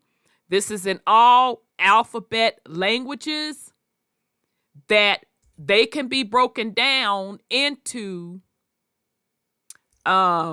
numbers. So we're just going to use the English alphabet. All right. And as you can see, A is 1, B is 2, 3 is C, etc., etc., etc., on down the line. Okay. We could take those numbers. Let me see. Where did I do it at? Oh, I got to go back up. Did I go back up? We could take those numbers and break it down to binary code. Any number, any set of numbers can be broken down into a binary code. Binary code used in digital computers based on a binary number system in which there are only two possible states, on and off, usually symbolized by 0 and 1. Okay, 1 on, 0 off. Okay, all numbers in the universe are binary code. All right, so we just use some examples, how we took these numbers and ultimately broke it down into binary code. Okay. All right, so I'm just reminding the fam, okay, because I want us to understand these concepts. Okay, so let's get back. Sorry if I'm making y'all dizzy. All right, so let's go see what this has to say about the sacred geometry a little bit more. Just a little bit more. All right. So, any of my gardeners, I thought this was a very, very dope picture. I should have put that in the slide. Because this particular plant, you can see within the plant sacred geometry, that sacred geometry shape. Okay? So, sacred geometry is often used in holistic practices and readily pictured on wellness merchandise. But what is the actual meaning behind it? Sacred geometry patterns exist all around us, creating the fundamental structure and templates of life in the universe. The patterns can be broken down into a language of mathematics that rules the entirety, and I think that's what I put in the slide, but I don't mind rereading it, that rules the entirety of our visible and invisible world. The geometric archetypes reveal the nature of each form and its vibrational resonance. That's why we tell you everything is frequency. Symbolizing the inseparable relationship between everything and everyone, which ultimately makes up our whole matrix and the universe at large, embodying oneness. So what exactly is the spiritual meaning behind the geometric symbols? We sat down with wellness practitioner Michelle Harris to examine. All right, what is sacred geometry? Many teachings have described sacred geometry as the blueprint of creation and the genesis, the origins of all form. Sacred geometry is considered an ancient science. Sacred geometry is considered an ancient science. that explores and explains the energy patterns that create and unify all things and reveals the precise way that the energy of creation organizes itself. It is said that every natural pattern of growth or movement comes back to one or more geometric shapes. Okay. So that means even your physical body. Remember that 5-pointed star? Arm, leg, arm, head. That Da Vinci painting, I forget what the hell you call it. Oh boy, I think it's the Rivian Man, something like that. With him, with the arms spread out and the legs spread out. Oh, Vitruvian Man. Vitruvian, thank you, Vitruvian Man. Okay, that's in the form of the 5-pointed star. So even your physical form fits a sacred geometry pattern. All right. The molecules of our DNA, the cornea of our eye, snowflakes. Damn, I didn't even think about the cornea, but that's a good point. Snowflakes, flower petals, crystals, a shell, the stars. They're saying the galaxy, but I'm not going to go there. We spiral within. The air we breathe and all life forms are created out of geometric codes. Okay? Right? So they're just showing you here. Snowflake. Okay, so let me pop back up right quick for y'all. Okay, and so you should be able to see these snowflake patterns on this sacred geometry symbol. Okay, all right. Dang, I hate. See, this is why I don't be liking PowerPoint. All right. And then even when we was going over the the reset technology, the Antiquitech and stuff like that, we saw this same sacred geometry patterns used with cymatics. Right. You know, it creates these certain shapes, and supposedly, we're saying like this was supposedly the technology behind those structures, along with the digital printing. Right. And y'all know my HBO series Westworld. When yeah. They had the tower that omitted the frequency. And based on the resonance of that frequency, they were tuning the quote people. But those that were on a higher frequency wasn't feeling that shit. Yeah, they could rewrite their own program. Right. They like, nah, get the hell out of here. And they freaking out, trying to save the rest of the 99% population.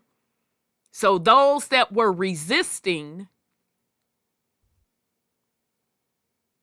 were on a different frequency. They figured it out and were like, oh, hell no, to the no. I'm not finna be on that frequency. And damn, y'all really need to go watch that series. Go back and watch the whole thing. Now, y'all didn't had enough time, so goddamn it, at this point, it's spoiler alerts. I think we may have it in real life, I'm sorry, go because go ahead, sis. I think we have it in real life, because I've always wondered why people who seem to be normal people are influenced to do bad things. It's like the mass shootings and stuff like that. They call it mind control with that MK Ultra, but it's probably they're using frequency to make the people do it. Or they Now, use a chime, like the gorilla when in that movie where the woman would have this bracelet on that she had the chime and she wiggling her arm and the gorilla go and kill her. So they're already using now, this to make the masses obey their commands. now we're gonna go there. Shout out to Dr. Dilbert Blair. Yeah, He was the first one to say this. Shout out to Dr. Dilbert Blair.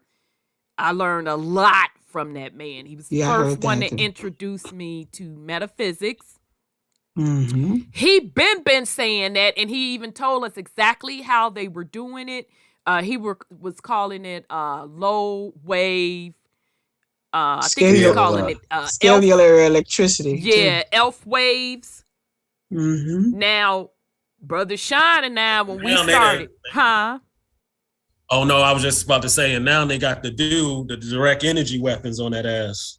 Right, and that's something different. That's like zapping a motherfucker. But this is how they're doing it. I'm finna to tell you how they doing it, because when Brother Sean and I were looking at something, and this was based on information from the Mud Flood community. Okay. Once they started talking about different technologies and old world tech, this, that, and the third, and the signal is being broadcasted from what they're calling the skyscrapers today. Them antennas, that's where the frequency signal is coming from, okay? Now, the amplifiers for them, the signals, you can also say the cell phone towers as well. Okay, but back up in the day, it was coming from what they're calling the cathedral churches. Okay, because they had that same type of tech with that Tesla coil in them. So that's how, and it's the same as Westworld. Westworld showed us what the hell they was doing. When I saw them reveal that tower in Westworld and they was transmitting that signal over the building, I said, God damn it, I can't believe they putting this shit up in this thing. So you're right, sis, but the key is, if I'm not on that frequency, it's like a radio station. If I'm not tuned in that radio station, I'm not hearing that particular song that's playing, right? It's based on your frequency. That's truth. Okay? All right, but that's a good point. Who had something? Was that you, son Scotty, that had something before? Oh, I was just going to say, when you was talking about the cathedrals, because going back to like the old tech world, we also saw in those cathedrals the bells and also the organs. So at literally tuning the frequency, creating this frequency through actual like the architecture of those structures. Absolutely. They just had that in New York. That the people were complaining about the tones they were having. Yeah, remember we played that on the air. Yeah, you said that. Yeah, and that's a good question, CC. Need water. What's the atmosphere?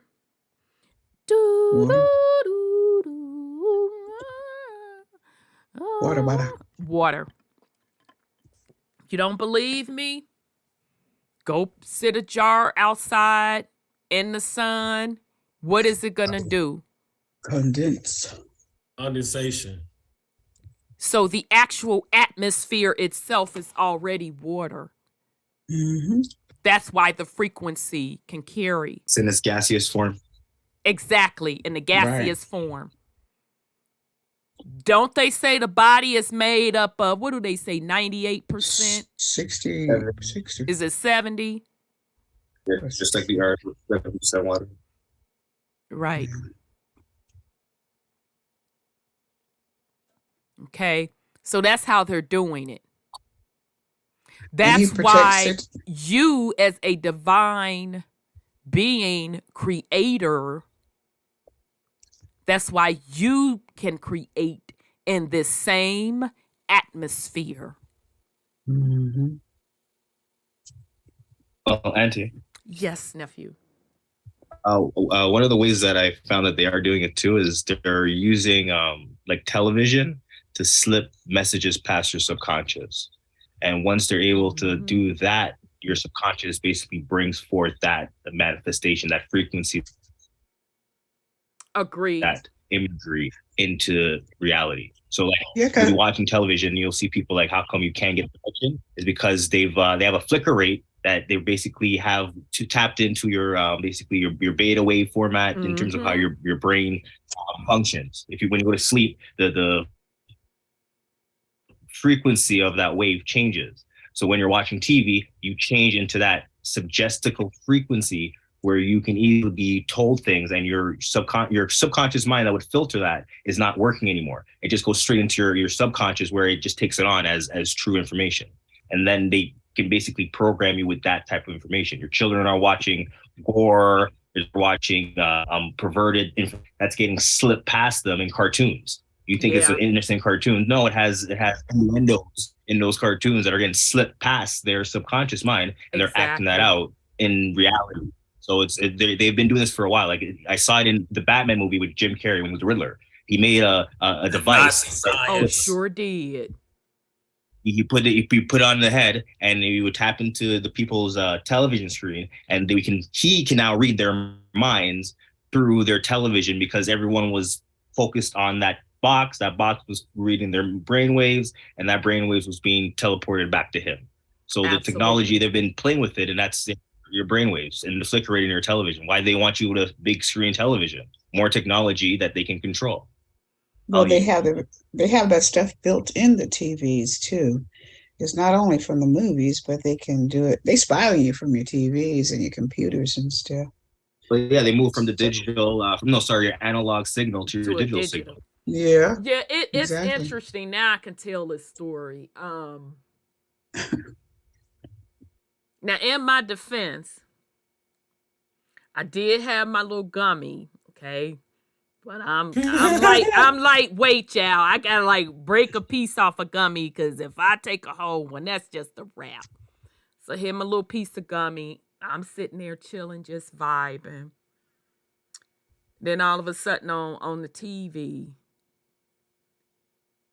this particular scene was happening. And so the person was like, yeah, you do what you need to do to get it done. And it doesn't matter who it harms and what the consequences are. You hear me? You do what you need to do. And just the energy coming off of this actor in this scene, I'm like, well, goddamn, they on some bullshit. And I bullshit you not. The actor wind up hugging the person they were talking about and turned around, and because I was vibing, y'all, I literally saw where they had the actor's computer generation of that actor's eyes flickering. And I sat straight the fuck up. I said, oh my God. I just so happened to see what they were putting past from a subliminal perspective. I caught it because my brain frequency, I had slowed it down from the regular movie frame. Mm-hmm. And I said, get the fuck out of here. Subliminal messages, yeah. And shout out to the YouTubers who are now taking a lot of these music videos and they're breaking that shit down, slowing it down, frame by frame. And it's to the point now where it's like a millisecond where they will slip shit in there either very, very highly sexual, or they'll slip stuff in there where the image of the person, you'll see it shapeshift like demonish. Yeah. Now, that's not to say that that particular actor or dancer in the video is demonish. That's where the AI shit comes into play. Okay. So they're not expecting that you, this regular person, to catch that. So that is why it is very, very important for you to monitor what your babies watch, because all of it has a subliminal message. That is why it is important that you stay on your game to look behind what they are showing you. That's in the music, that's in everything, because they understand the universal language. They understand frequency. They understand that what you're looking at with your physical eyes can be translated into your subconsciousness. That ain't real. To control your consciousness. All right? So that's a very good point, y'all. Okay. So, how can sacred geometry improve my life? Though observing and contemplating sacred geometry shapes/codes, they can reveal deep wisdom, opening up to life and creation of the universe itself. Certainly they have for me, as I have explored them through my own healing and empowerment journey. It is believed that the ancients considered the experience of sacred geometry was essential to the education of the soul. Now, when we talk about secret societies, when we talk about high priests and high priestesses, priesthoods, wizards, and witches, all of the stuff that we're going over, that's what they tap into. Now, that's not saying that some of them aren't taking it to impose their will on others, because the information is just the information, period. You can use it in whichever way you want. You just have to understand what you use it for, and when you cause harm to others and when you go against someone else's will, that you have associated karma with that. And I also want to clear up that just because we talk about karma, that doesn't always mean something bad. Because remember, the rule of thumb is what you put out is what you get. So even if you take sacred geometry not only to improve your situation, which that's what you're supposed to be doing in the first place, okay, using it to educate your soul and using it to create a better world, create the world you want to live in. If you're putting out that good energy, you get it back. All right? So look how far we have gotten from what's essential to the education of our soul. Because all I hear, for the most part, with the 99%, is what that Bible said, what brother so-and-so and them said, this, that, and the third. I don't hear people talking about their soul. I don't hear people bringing back their experience on higher level shit. I don't even hear people keeping it real on, hey, young blood, or hey, sis, This where I fucked up. You don't want to go down this road. Let me share with you what I did and what it got me. I hear a bunch of bullshit. And I'm not even faulting the 95%. It is what it is. They got to catch up. I'm specifically speaking on people faking the funk in this so-called, quote, quote, conscious community with this bullshit. I hear everything else but regarding their soul. Because when you get back to talking about your soul and the education of your soul, that means it's got to be about self. It can't be about what's up in that Bible. It can't be about what XYZ done. It's about self and your soul and what is your purpose.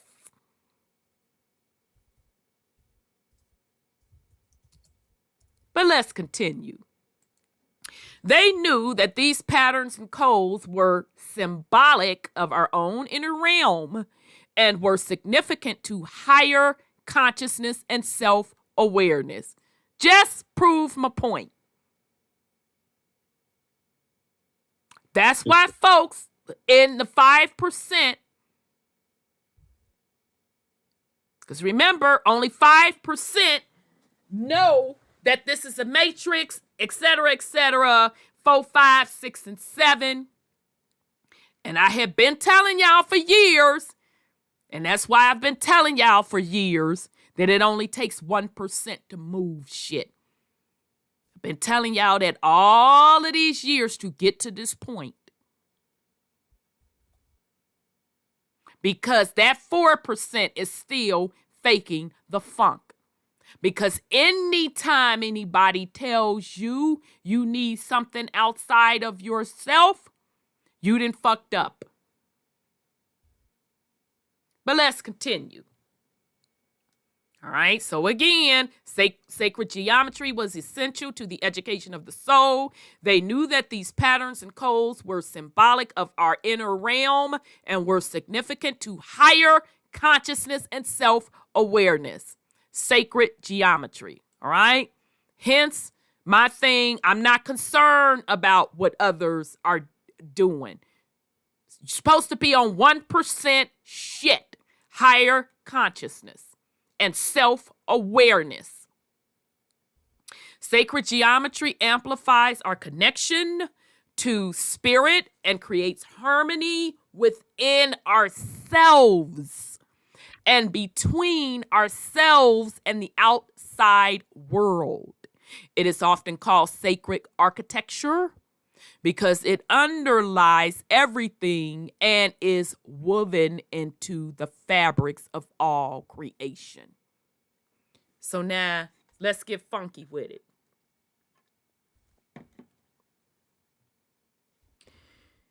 If I am on sacred geometry stuff, so let me just flip back over just to show you these beautiful sacred geometry shapes. Okay, you see the upper right-hand picture of the flowers. And you see how, even with the flower patterns, they are sacred geometry.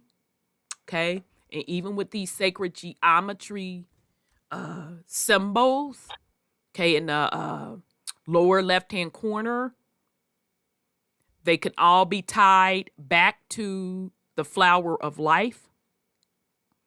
But here's where I'm going with this. If I am using sacred geometry to navigate through this realm for self, sacred geometry don't match with 99% low vibrational shit. It no longer is sacred geometry. So let me just run that again for the slow ones in the back. These are sacred geometry symbols. It resonates at a certain frequency. If my frequency is operating outside of the sacred geometry formula with lower vibrational shit, it's no longer sacred geometry. It says, Yes, sir. swap the A and the C. What A and C? On the word sacred. Oh. You saying take it out? Swap them. Oh, scared. Get the fuck out of here. You're just saying flip it. Mm-hmm. So instead of sacred, is scared. Okay. Ain't that what they control and shit with fear? Let's go back up. Satanism. Fearful. Let's go back up. They even got the perverted sigils for the Spookism. scared. Like perverted, yeah. It's not the original, it's perverted. Yeah. Mm-hmm. It's like flowers. If you get flowers, especially women, they get happy. Unless they have to buy themselves. But they get happy, even if they do buy them themselves, because the beauty of the flower makes them peaceful. But you get you a horror flick, you bite your fingernails. Yeah, I don't fuck with horror flicks. It's always messed with something in me. It gives me the heebie-jeebies. I don't fuck with them. I don't either. And that's okay. I know some people that can watch them, honey. They can have the popcorn, laugh, all that. It's just never set right with me. But let's go back to Brother Sean's. That's an excellent point out, that you take the word sacred, flip that C and that A, and you get scared. When you are operating out of scared, which is really fear, right? Right. Mm-hmm. You're operating at your root. Now, I don't want you to think that root means bad, because root grounds you, and it's also survival or fight or flight. It is necessary. Okay? But if you only stay at fight and flight or fear, how can you ever explore the rest of sacred geometry or the rest of your frequency? You can't.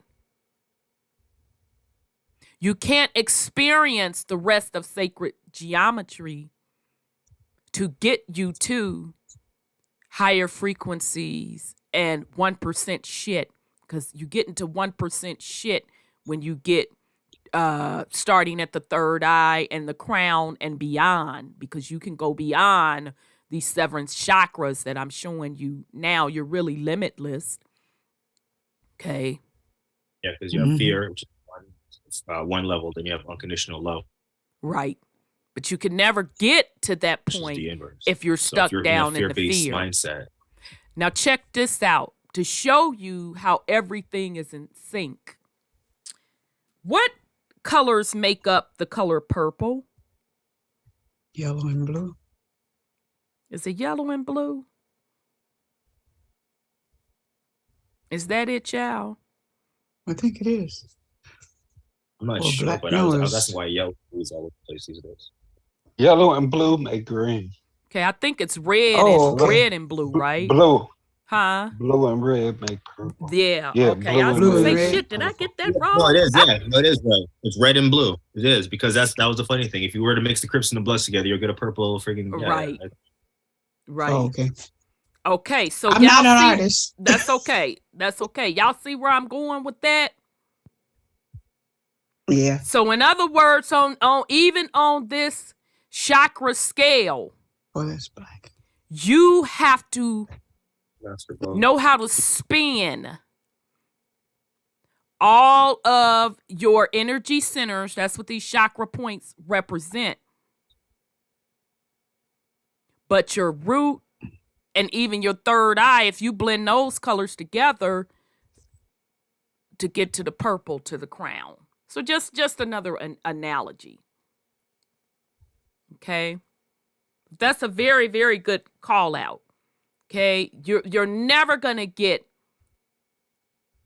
to higher frequencies, higher levels if you're stuck down in survival mode. No. So you're going to stay at. And you know, a lot of people stay there. Victimhood puts you in survival mode. All the time. Okay. All right. That was a good call out. Good call out. Where am I at? Okay. So I mean, that means you can tell your mood by where you are on the scale of color too. They have that out there as well. You do know, and shout out to Brother Seven, because he was the one that pointed out about the atmosphere is water. That was a good call out. He also said something that I'll never forget. He said that each one of us, our frequency, our individual frequency, it has a unique song. That fucked me up. I sat back like, that's really beautiful. Yeah, that's true. Well, that's kind of like how people were in relationships, you know. And that's what you would think. That's when people say, you know, I like that person's vibe. And if you don't get along, you're like really like chalkboard, fingers on the chalkboard. Yeah, exactly. That's why you can meet somebody and that person ain't done a damn thing to you. You can't stand them. And you're like, I can't stand this motherfucker. Yeah. That's why you ain't supposed to be forcing no motherfucking relationship. Either we vibing or we ain't. Goddamn shit. Because it's a frequency. Mm-hmm. You have a unique song to you. Just like they say snowflakes are unique. Those snowflakes are created by frequency. Right. You have a unique song to you. Everybody has an aura. They do. Energy signature. Yeah. That's your energy signature. Well, I like that, nephew. Okay. It is. Yes, sir. But it's a matter of, it's a harmonious tune. I mean, each organ being a different instrument, creating a different sound. That's a very good point. That's beautiful, actually. If you're not in balance, you should be able to hear that within yourself. That is if you're not tuned into self enough to hear your own song. I mean, what was that? I'm Gonna Get You Sucker, when he was talking about getting his own theme song. And then with his band. Theme song. Yeah. Talking about every hero got to have a theme song. Ooh. You are a walking theme song. It's just, what the fuck are you playing? That's a good point. Yeah. And anybody that you're connecting with, they're supposed to be blending in. You all song are supposed to be blending in.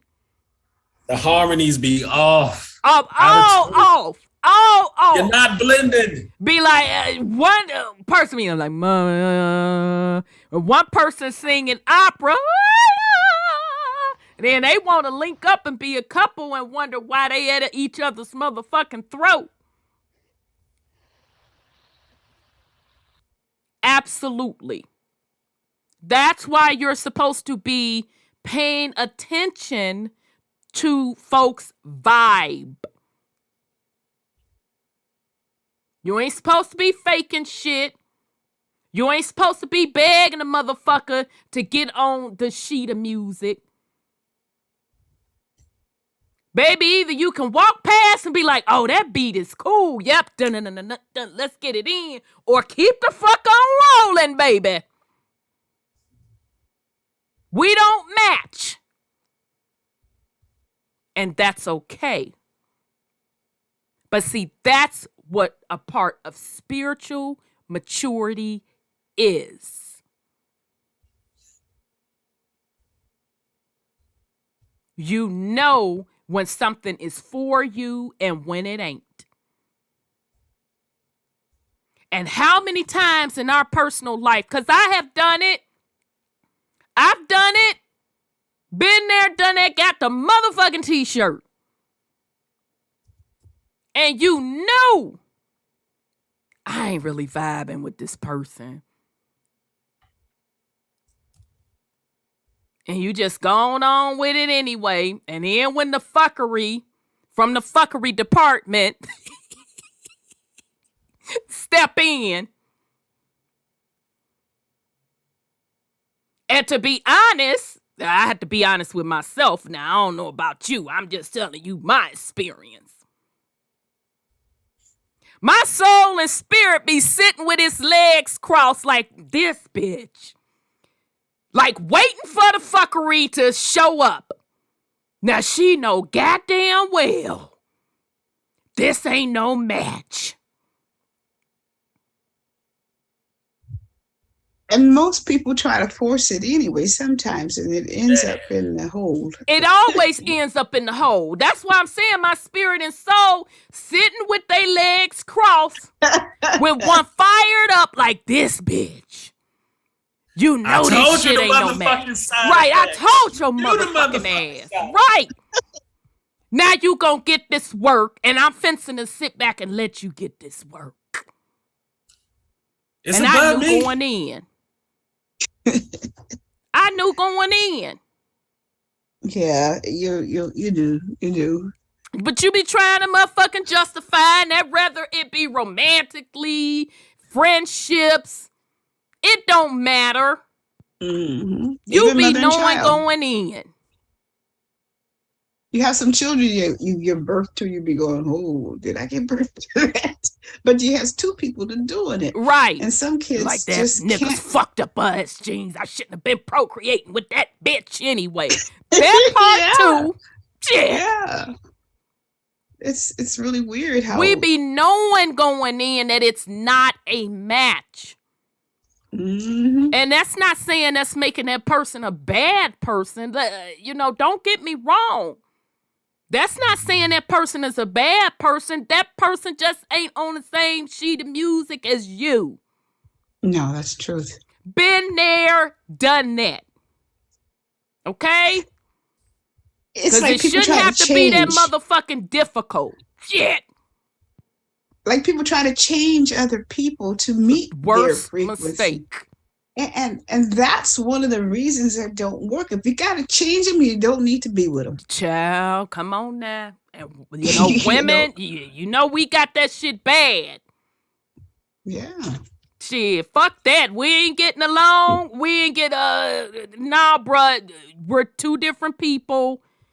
Your sheet of music is different than mine. You go on and do your thing. Let me do my thing. Go on up the street with it now. Go head on with it now. I don't give a fuck about none of that you talking about, bruh. It's nothing personal with you. I'm telling you, we're not on the same sheet of music. Right. We be knowing. Yes, sir. That's like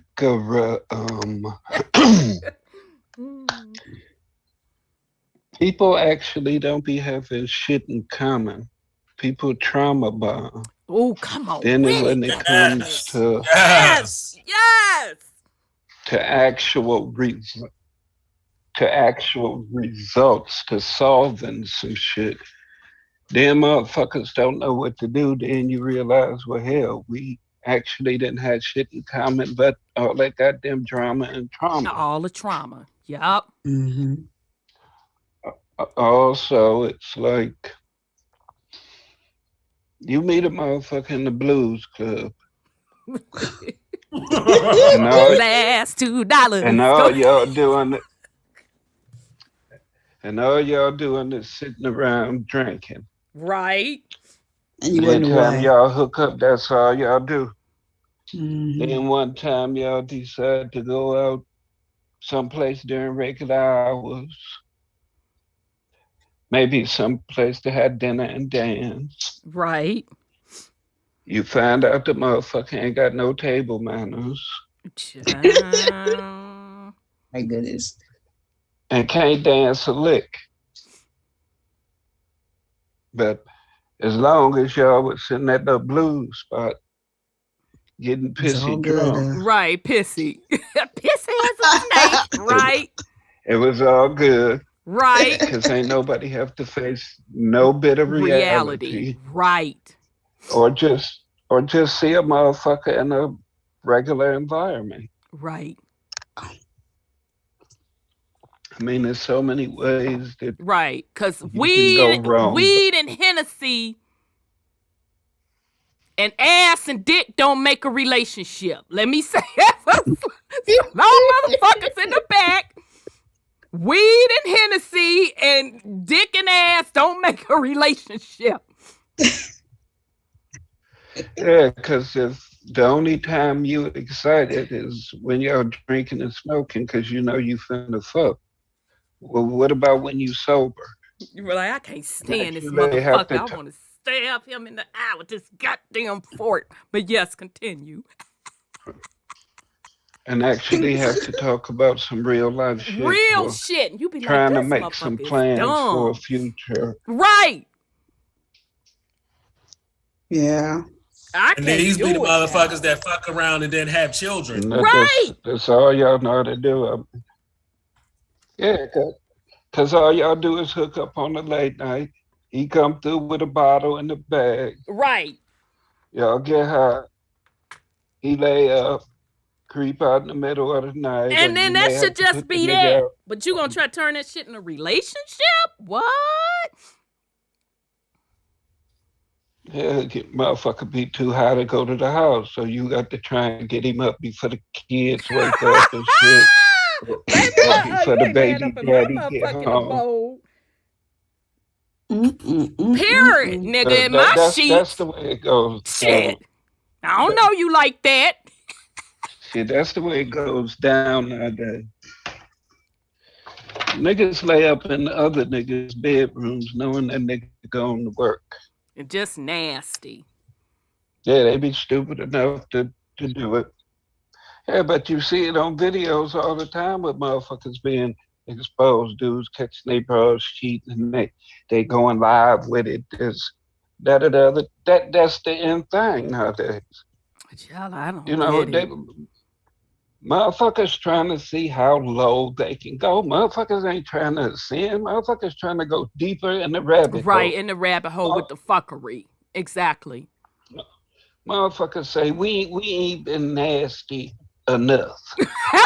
Right. And I mean, he looking like he got shit stain in his drawers. She looking like she got crunchy panties. And they arguing. And I'm like, are y'all serious? Let's start with washing your ass and brushing your motherfucking teeth. Let teeth assist. For what? Or tooth. For what? That's gonna take that's gonna take away some of the marinade. What is you saying? That's gonna take away some of the marinade. I can't. I be seeing Being people. I'm clean like, is a but thing y'all of the both past. look like y'all stink. How y'all even fucking? I just be wanting to get. I ain't gonna lie, y'all. A gallon of bleach and some motherfucking water and just start spraying. Cause I just can't with people. Motherfuckers don't care about that pretty shit no more. Motherfuckers want shit to scratch it. And That's then why the thing motherfuckers can is, have they a act fine like woman. Diseases ain't running around. I'm like, okay, it's bad enough a person can be nice looking and had a What's package, a disease? but they look like they got the package and y'all just with it. Yeah. What is a disease? They don't know what that means. Shit, all this shit that they taking, and you think they worried about a disease when motherfuckers like golden showers and like to get squirted on and all type of stuff. They just want bodily fluids all over the place, and you think somebody worried about a goddamn disease? And they still looking like they stank up in the process. But yeah, that's true, CC. They frequency do go together. You right. Let me shut the fuck on up. Crunchy panties and shit stained drawers. I apologize, baby. Go on, do your motherfucking thing. That ain't your business, Rhonda. Shut the hell up. Pheromones and shit. I mean, when you tired of stuff that just smell good and clean and stuff, then you tear shit up. I mean, look at the way they their houses. What makes you think that their bodies would be any different if you keep your house like that? Because you sit your ass and stuff on all that dirty shit. So naturally, your ass is gonna be dirty and funky. Right. If you sit it on dirty and funky shit. Right. If you taking a bath in a tub that has a permanent ring, then there's permanent dirt on your body. I mean, some shit is just is simple. What it is. Right. And if you as a so-called man can come over somebody's house that's like that and comfortably sit, eat, do all this, that, or the other. You got roaches crawling around. You got bed bugs feasting on you. You got diapers over here. You got kids climbing on the wall and throwing shit at you and everything. You ain't my daddy. You ain't my daddy. You ain't my daddy. You ain't my daddy. And you still hang out there. That's a good point. Diapers under the sofa. Motherfuckers get exactly what they do. They do. And don't think you finna come over my house bringing my fucking bed bugs and roaches. Shit. But you right. That's my bad. I'm sorry, crunchy panties and shit stained drawers. I apologize.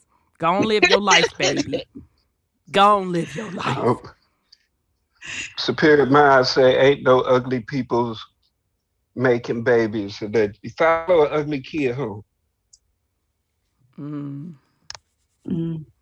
I had a man that came just. What you finna say, Sis Sandra? I'm sorry. Go ahead. Go ahead, sis. Go ahead. I had a man come to do some work for me, a plumber, and he started talking, and he started saying, "Well, you know, in this city, all they know to do is go and drink and have sex and catch diseases." I was like, "What?" But he said that's what they want to do in the city where I live. And I was checking the stats in California is high on STDs. Yeah. I said, wow, he's right. They can have it.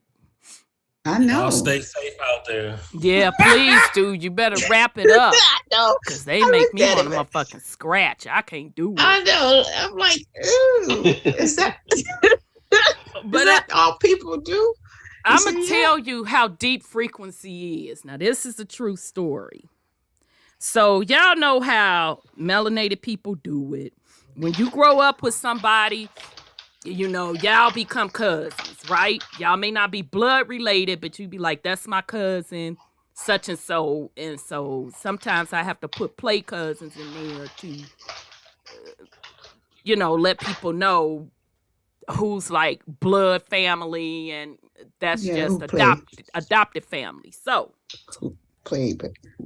told y'all that, you know, my people on both sides came from the South, migrated up to Chicago, and the first generation and the last generation that went into the projects were my parents. And but they were in and out by the time they were I guess my dad was going off to college and my mom was last year in high school. The families moved out of the projects. All right.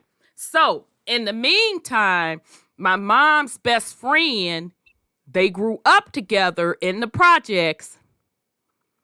They wind up getting married like around the same time. And her best friend, they wind up moving out the projects too. So that's my play aunt. Okay, rest in power, auntie. So I was born first. Her son was born, because I think I'm only like 2 months older than him.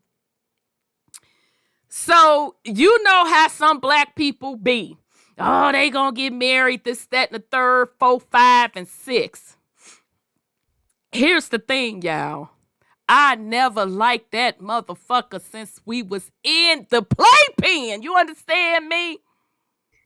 And it used to piss me off when my mom and her, my auntie or her best friend, when we was growing up, oh, they're gonna get married. I never liked that motherfucker. And I'm like, I don't know what you saying. Nope, I don't like him. It ain't gonna happen. He can go on somewhere. This, that, and the third, 4, 5, and 6. Why don't you like him? I'm like, because he's a bully. I don't like him. Now, this was when, all coming up, y'all, in elementary school and middle school. By the time we got to high school, that's when he came into his all-out fuckery, and they started to see it. And my mom started to see it. She's like, oh, my God, you never liked him, even as a baby. I'm like, what you mean as a baby? She said that, yeah, when we would be visiting each other and we would have y'all in the playpen and you would take your bottle and bust him upside his motherfucking head and make him cry. I'm like, well, because I know a demon when I see a demon. I couldn't stand him as a child. I couldn't stand him as a little boy. I don't like him as a teenager. Even when we got adults, I didn't like his motherfucking ass. I'm like, I know a demon when I see a demon. So my point being that energy, 2 totally different frequencies. Even as a baby, we grew up in the same space, close-knit family. I ain't give a fuck about none of that. Your music is different than my music, and it ain't blending in, and it ain't no crossing over. I don't like your motherfucking ass. You too close. Bam, bam, bam with this bottle. Get the hell up out my face. So this energy stuff is real. It is very, very real. You already came to this realm equipped with that intuition. But you let societal pressures let you ignore that energy, that intuition, or you let others shame you into it, or the most sad part about it, or you just don't want to be different. You don't want to be different to not do what people think that you are supposed to do. And you are going against your very essence soul. You're going outside of yourself to fit into a sheet of music that you're not attuned to. And that's why the results are always disastrous for you. Okay? So just a little example. And y'all, I can't stand his ass to this day. And it ain't like he never done nothing to me personally. I just don't like the motherfucker. It's just simple as that. I just don't like his ass. But anyway, sacred geometry amplifies our connection to spirit and creates harmony within ourselves and between ourselves and the outside world. It is often called sacred architecture because it underlies everything and is woven into the fabric of all creation. Further, in addition to our physical realm, it is said we have a light body and Merkaba, or you hear people say Makarba, which is a grid work of a light and sacred geometry that brings together your physical, emotional, mental, and spiritual being. This body radiates light energy and links you. This body radiates light energy and links you and you as a multi-dimensional self with the infinite universe. Sacred geometry, as I have worked with it, contains high frequencies of energy and light that can activate, heal, awaken, and transform. The symbols are like codes that assist you in your journey of life, but also can be used more consciously to bring about deep soul awakening and connection to our true divine essence. It can be used to open up pathways and doorways to the infinite realms, as well as the connection to the oneness of all life in nature and the world around us. Sacred geometry brings about certain effects of healing, harmonizing, and rebalancing on all levels. It connects the inner and outer, uniting all. The Platonic solids are thought of as sacred geometry building blocks of the universe that were taught in the Greek mystery schools 2,500 years ago, that are the tetrahedron. We went through all of these hedrons, okay? So when they going through all of that, just as a reminder, they're really talking about, oh, wait, do I need to go down? I think I need to go down. My bad. Trying to get to it, y'all. Bear with me. They're talking about these. Okay? That's what they're talking about. All right. Okay, oops, I just should have did this. Okay, so, but the triangle is a symbol that underlies all of them. Triangle symbolizes balance, harmony, completion. Rising upwards, it elevates us to higher consciousness. Okay. All right.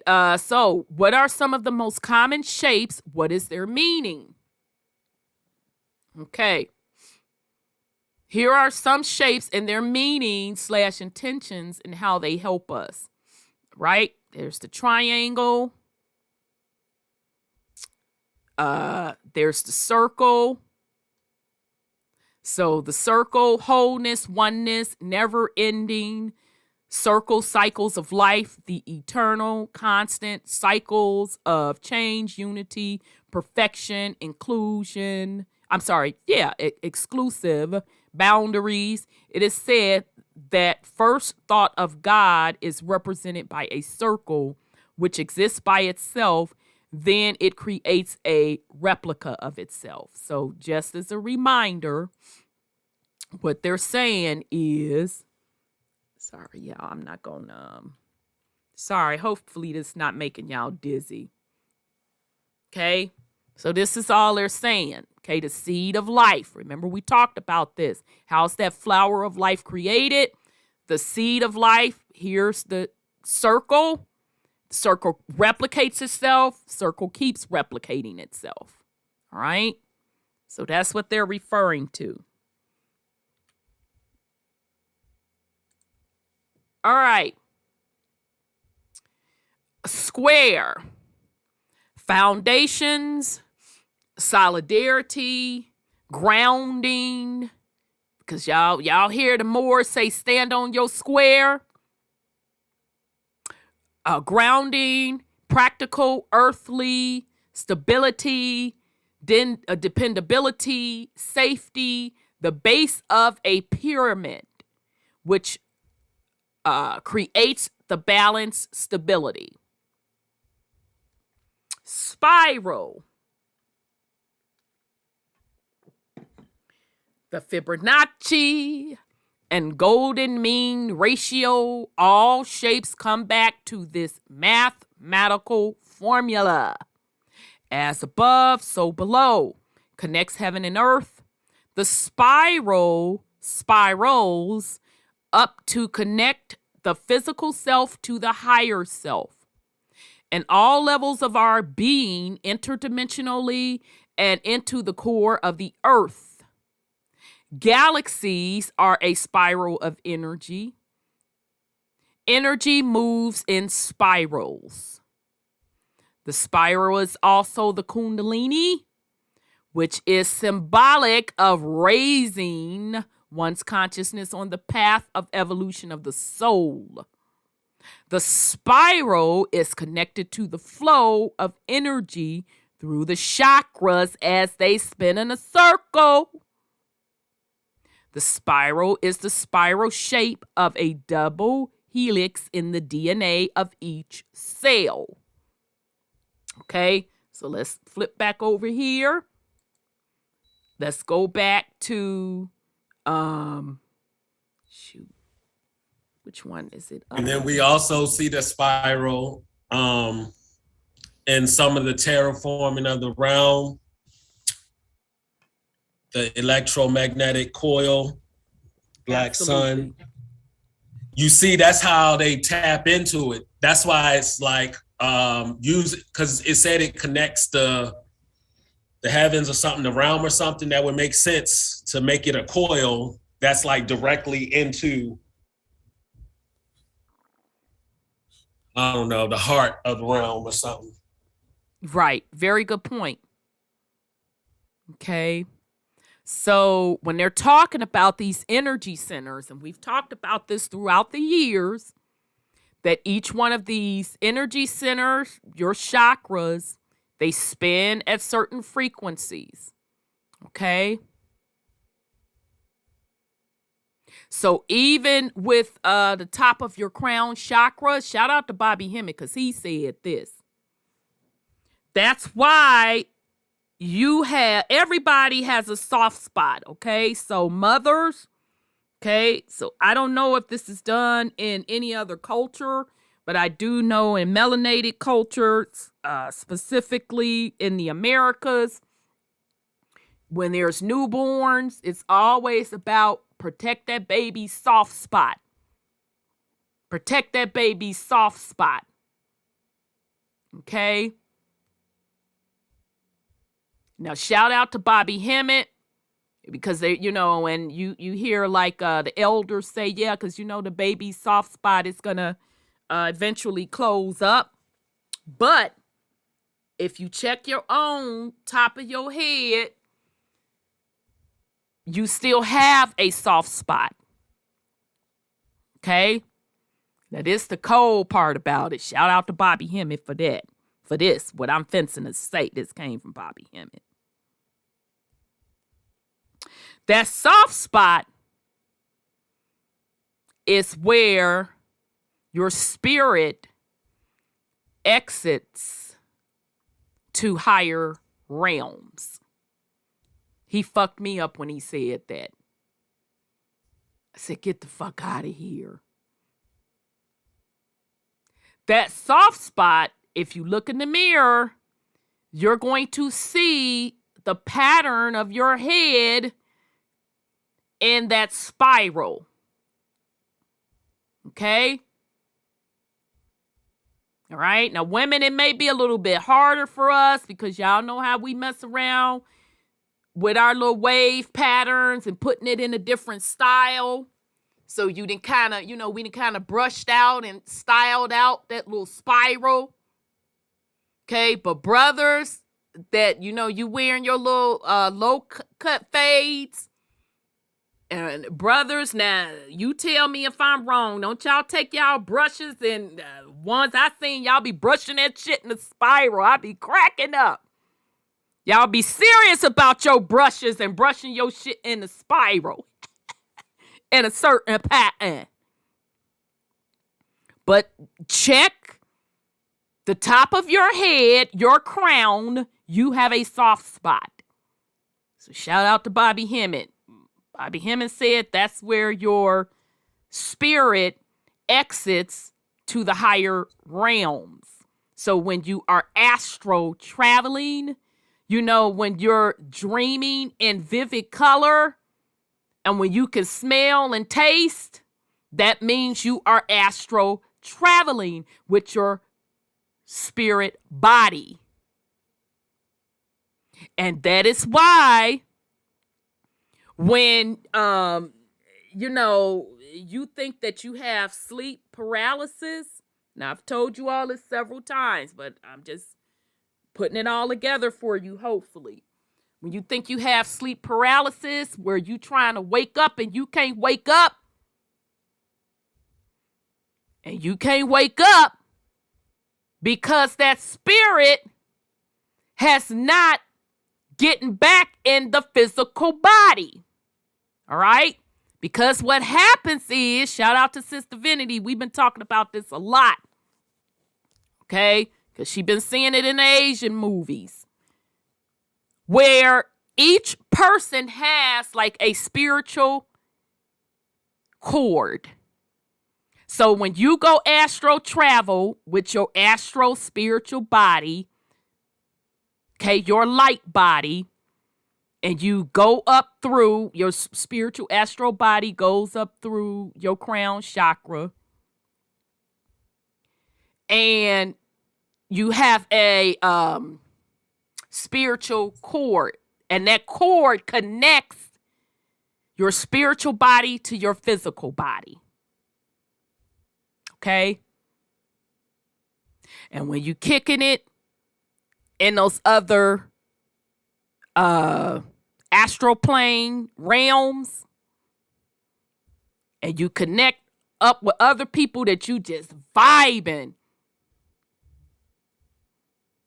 okay, because y'all spiritual music connects, they got their little chords too.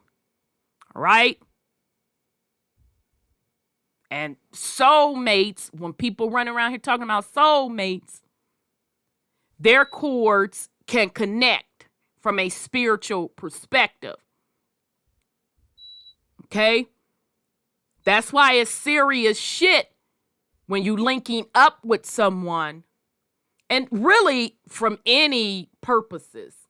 Okay, when it's something serious. Okay, so whether that be romantically, friendship, etc. Okay, this is why it's all very important shit.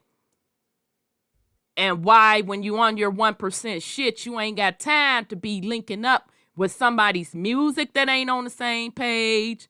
Y'all spiritual chords ain't even close to being the same. The shit just don't work. Okay?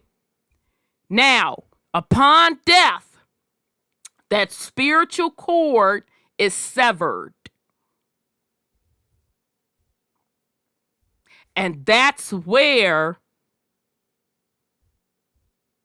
the spiritual light body detaches from the physical body. Okay? And if you ever had an out-of-body experience, you can literally, and you don't necessarily have to be like close to death to have one. Okay? You can basically be either on your way to astral travel, or you're learning to navigate and travel in your astral body, but being consciously aware that you're doing it. So meaning you sleep, but you really ain't sleep, and you see your motherfucking self floating, you feel yourself floating, and you can look down and see your motherfucking physical body. And it will trip you out when you first do it. Like, oh my God, what the fuck? Okay? So again, that's why if you're ever trying to wake up from a dream, and some people say, oh, it's somebody sitting on my chest. I can't get up. I can't get up. That ain't nobody sitting on your chest. That's because your spirit astral body has not connected back to your physical body. And that physical body cannot get up and navigate without that spiritual body being back attached. Okay?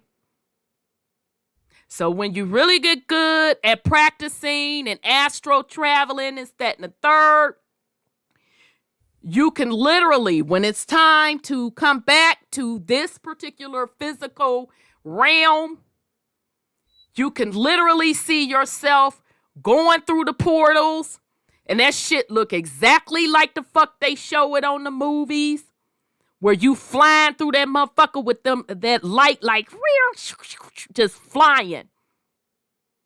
And then once you get to your body, because you don't want to like slam into your body and just jerk yourself awake, you'll slow your motherfucking self down, and you'll even position your spirit to like slide back into the exact same position that your physical body is, quote, quote, resting.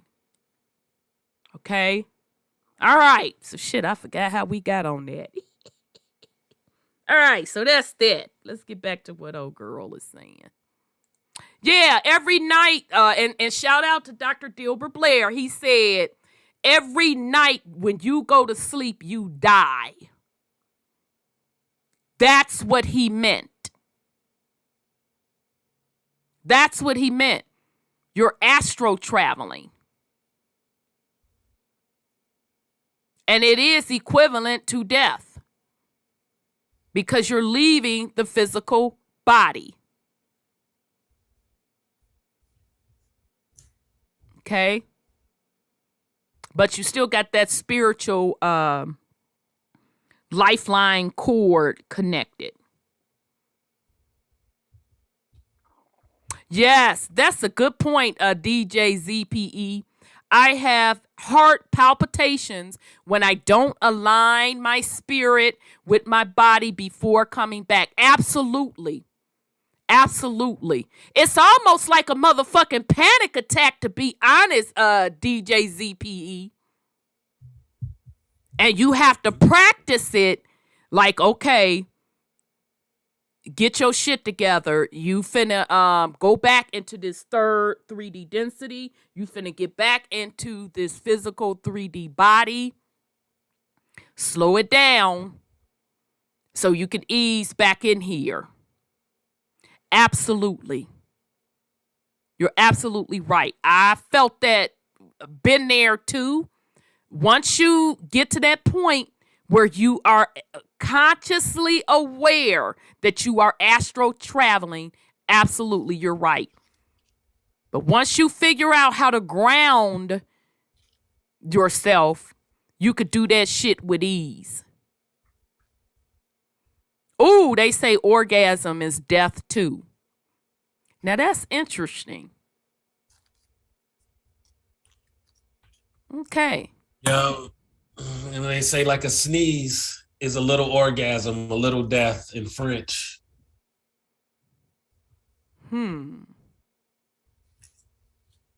That's interesting. And then DJ ZPE said, I actually can't wait until I'm no longer tethered to this body. There's so many fun places to go. Yeah, because you can go to those fun places from an astral travel perspective now. You can actually do that now. And just another tip, those that if you dream that you know, you're on a train, if you dream that you're riding in a car and the car is like, you're in a passenger seat and that motherfucking car is like zoom and you see stuff like going by really fast. What's the other one? If you dream that you're swimming in water, those are all your astral body traveling to different dimensions. Okay?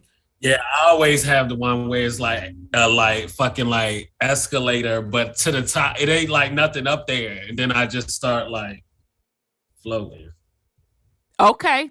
I've never had the escalator experience, but that's yep, the coming that's right. down part. Okay. That's very interesting. And they show you that in movies. Remember in The Matrix? When What's-the-Face, Neo, that motherfucking train, I think they had that train situation in at least 2 of those movies. Okay? So next time when you in the car, in the back seat, that motherfucker like zoom, zoom, zoom, and you just see this scenery going really, really, really fast. You're astral traveling to different dimensions. Same thing with a train. But they better not get caught up too much in it, because the astral planes. Because I had a friend who said how peaceful it was and it was so wonderful and I want to go back. I said, no, you don't want to go back like that. You just, you like to stay here grounded on this. But it's so heavy. It's so wonderful. He was so nice, whoever she met in the astral plane. And she said she wanted to go back. Next thing you know, she was dead. Well, that's what she wanted to do. So what's so bad about that? Well, that's what she wanted to do. But right, so like, she did what she wanted to do. I don't even know if she understood what she was trying to do. Obviously, she did. She did it, right? Yeah, she went and died. She did it. So that was her. That was her choice. I literally, and Sis Kels, I'm gonna get to your question because that's a good ass question. I had a aunt, play aunt. You know, melanated people with these play aunts and stuff. Actually, my godmother. My brother and I's godmother, and our godfather. She became our godmother through our godfather, who was my dad's play brother. Boy, they was in love. Okay, and he wind up transitioning before her. And my mom and I said, she's going to really struggle. Yeah, they usually go together. She's going to really, really struggle. And within a year, she was out of here.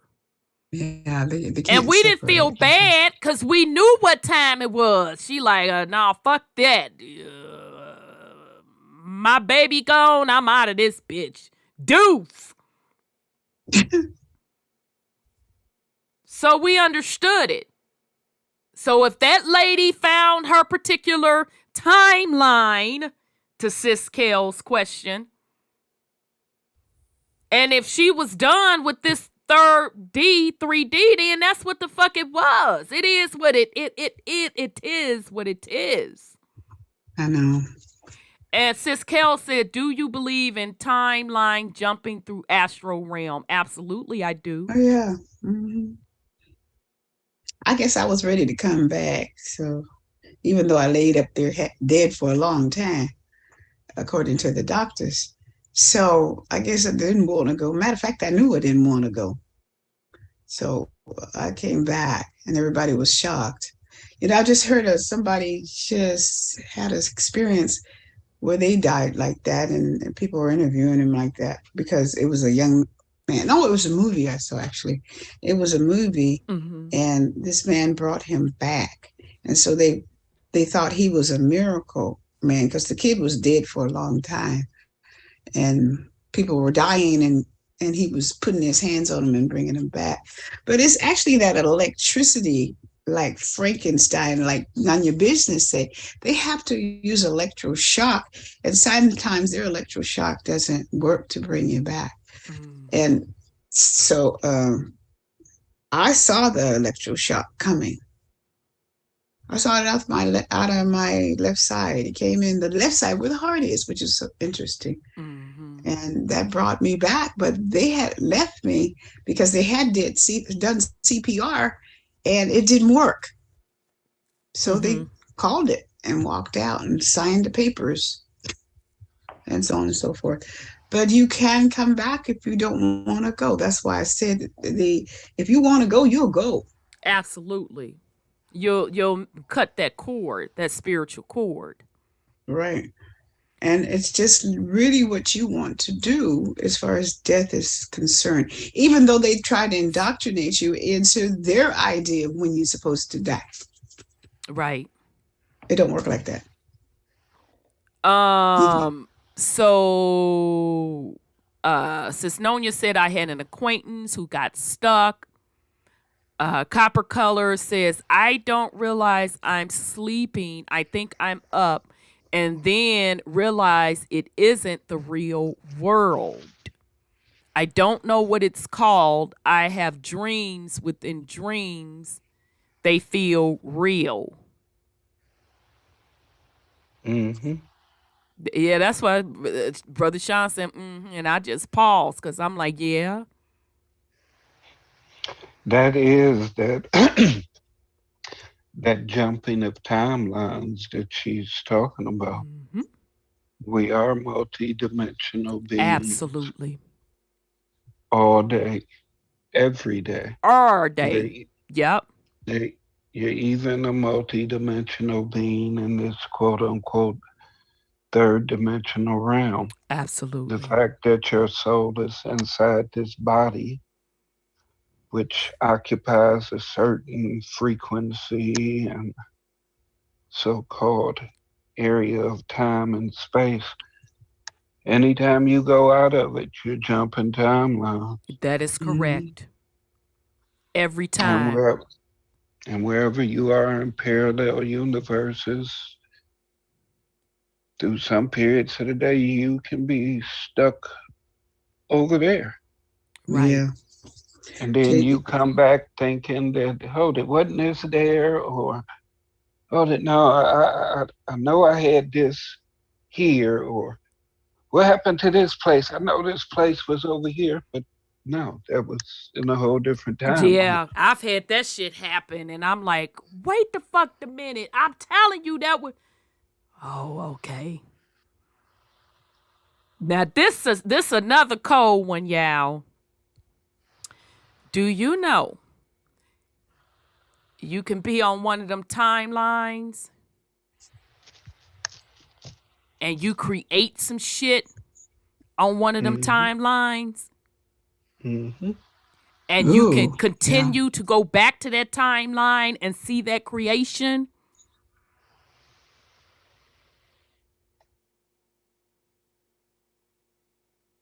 I'm going to let y'all marinate on that.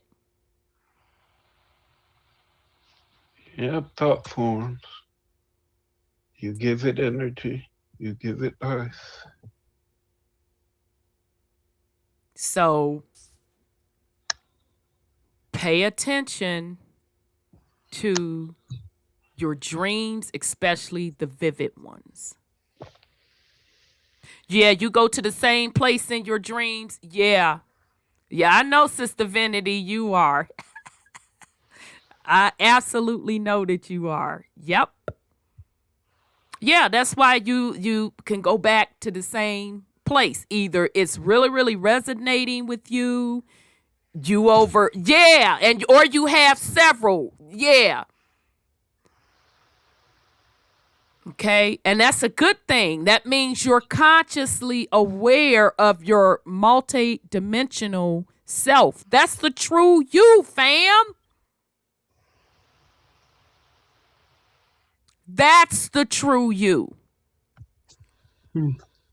So when we talk about you being limitless, these are the things that we're talking about.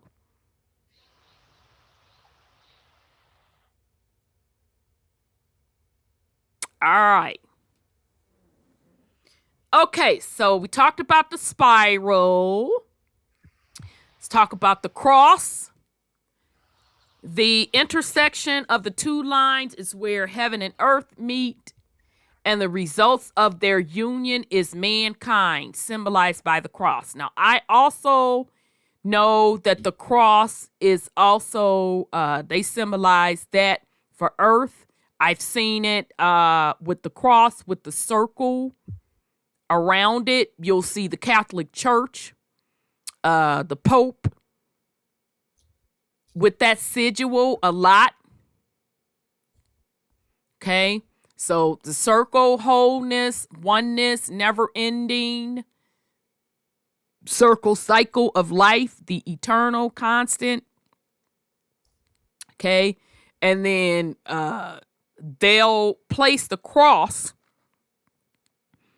inside that circle, and they, the Catholic Church has everybody thinking that it means the cross with Jesus, and it's really symbolizing life and earth itself. Okay? All right. So let's go to flower of life, contains the seed of life. Okay, this should be familiar to us based on the other stuff that we talked about over the last couple weeks. The flower of life is a physical representation of the connection with all living things in the universe. It is considered a sacred symbol universally and said to also contain within the blueprint of creation the building blocks of the universe, which we call the Platonic solids. These are templates through which the foundation of life can be expressed. The Greek mystery schools 2,500 years ago taught that there were 5 perfect 3D forms. Okay, so there's some heterodyne and all of that jazz. I'm finna just flip back to show you all the pictures. Is it up, Rhonda, or down? Shit, I'm sorry, y'all. Sorry if I'm making y'all dizzy. I apologize up in advance. Sometimes if you take pictures, you can see orbs around you that absolutely they're angels or something, but they're there. And I've heard of stories when people are about to die because of their health or something like that.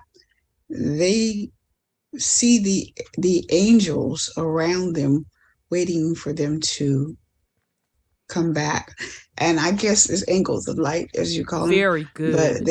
But they see them, and they asked, "Do you see them?" Because it was my cousin's husband, Mm-hmm. and they were with him for about a year before his time was up, and he kept asking them, "Don't you see them?" She said, "No, I don't." He said, she asked where they were. He said, "They're right there, sitting on the bed right there." It was, he said it was melanated young ladies, girls that was sitting on his bed. But sometimes you can catch them on camera. You can see them as orbs. Mm-hmm. But I don't know. They're in the other dimensions, and because they don't have a physical body, really, I'd guess not. But people can see it like you see an aura. Right. Right. And when people talk about, they got messages from the ancestors, this, that, and the third, some people can see it. I personally don't like to see it, so I shut that side down, but I can feel it because energy never dies. I hear it sometimes. I hear the tones that they make, the frequencies they put out, and they're very soothing, especially when you're sick. And it's very comforting because you're not alone. Yeah. And they're taking care of what is supposed to be taken care of in your existence. It's like guardian angels. I agree. Yeah, the ancestors are, now I'm not saying that all ancestors are like that. Because if they was on some No. bullshit here, They were bad. you know, they more than likely they somewhere repeating the cycle.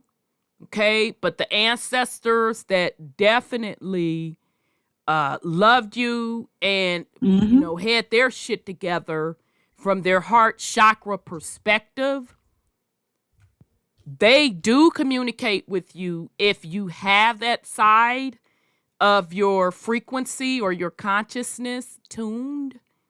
They do communicate with you, and they do bring you messages, and they even will show you things either in the past and the future.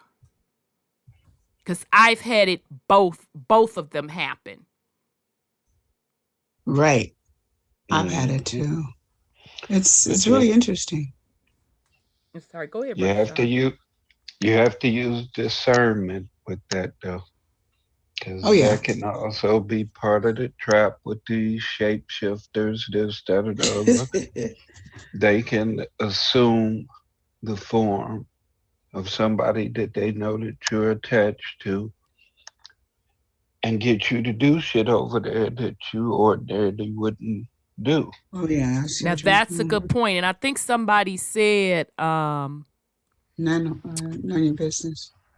It's not always good. That let's clear that up, because what I don't want us to leave with, don't want you to be, damn, yeah, I keep forgetting where this shit is. I don't want you to be stuck in the root of fear. No, you don't want to. I don't want you to be stuck in that.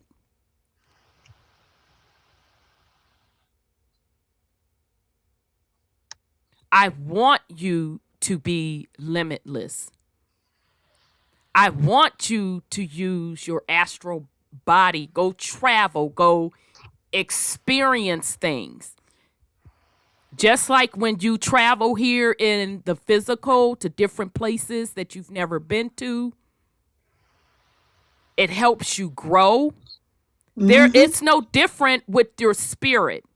So I don't want you to be so afraid at your root that you limit yourself to travel. Okay? Now here's my motto. Even if I make mistakes, I can correct those mistakes.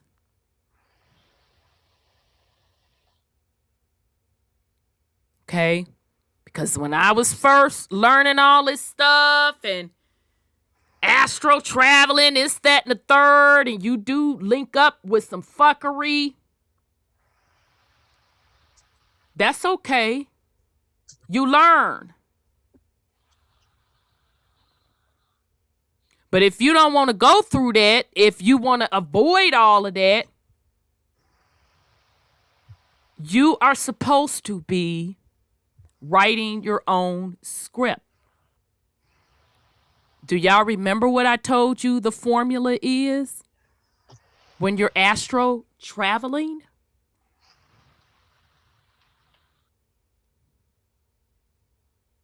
Remember I told you shield of protection and encryption.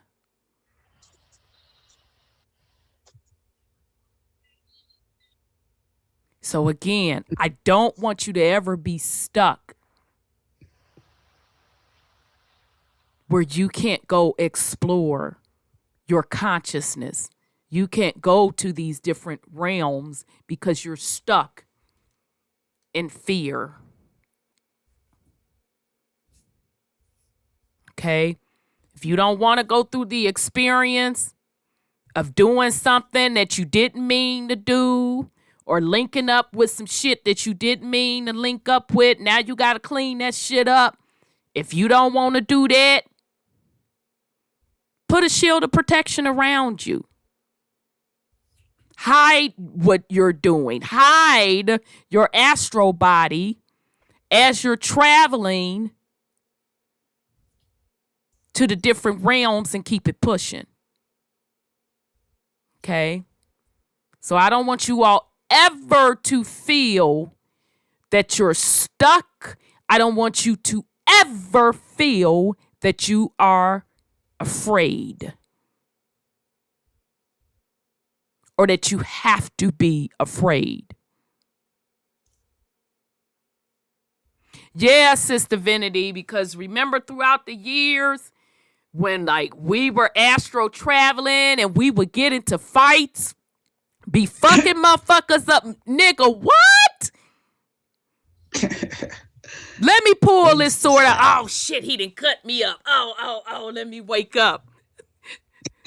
Like, let me get some water and lay back down and get to it. I'ma fuck this motherfucker up. I dare you cut me up, nigga. Who the fuck you think you are? And you fighting and tussling.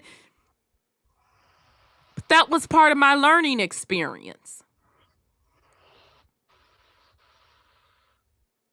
And when I got tired of that, I'm like, I don't feel like this shit. I don't want to be fucking bothered. Fuck all you niggas. You low vibrational. I don't even have to see you. Okay? I don't see you. You don't fucking see me.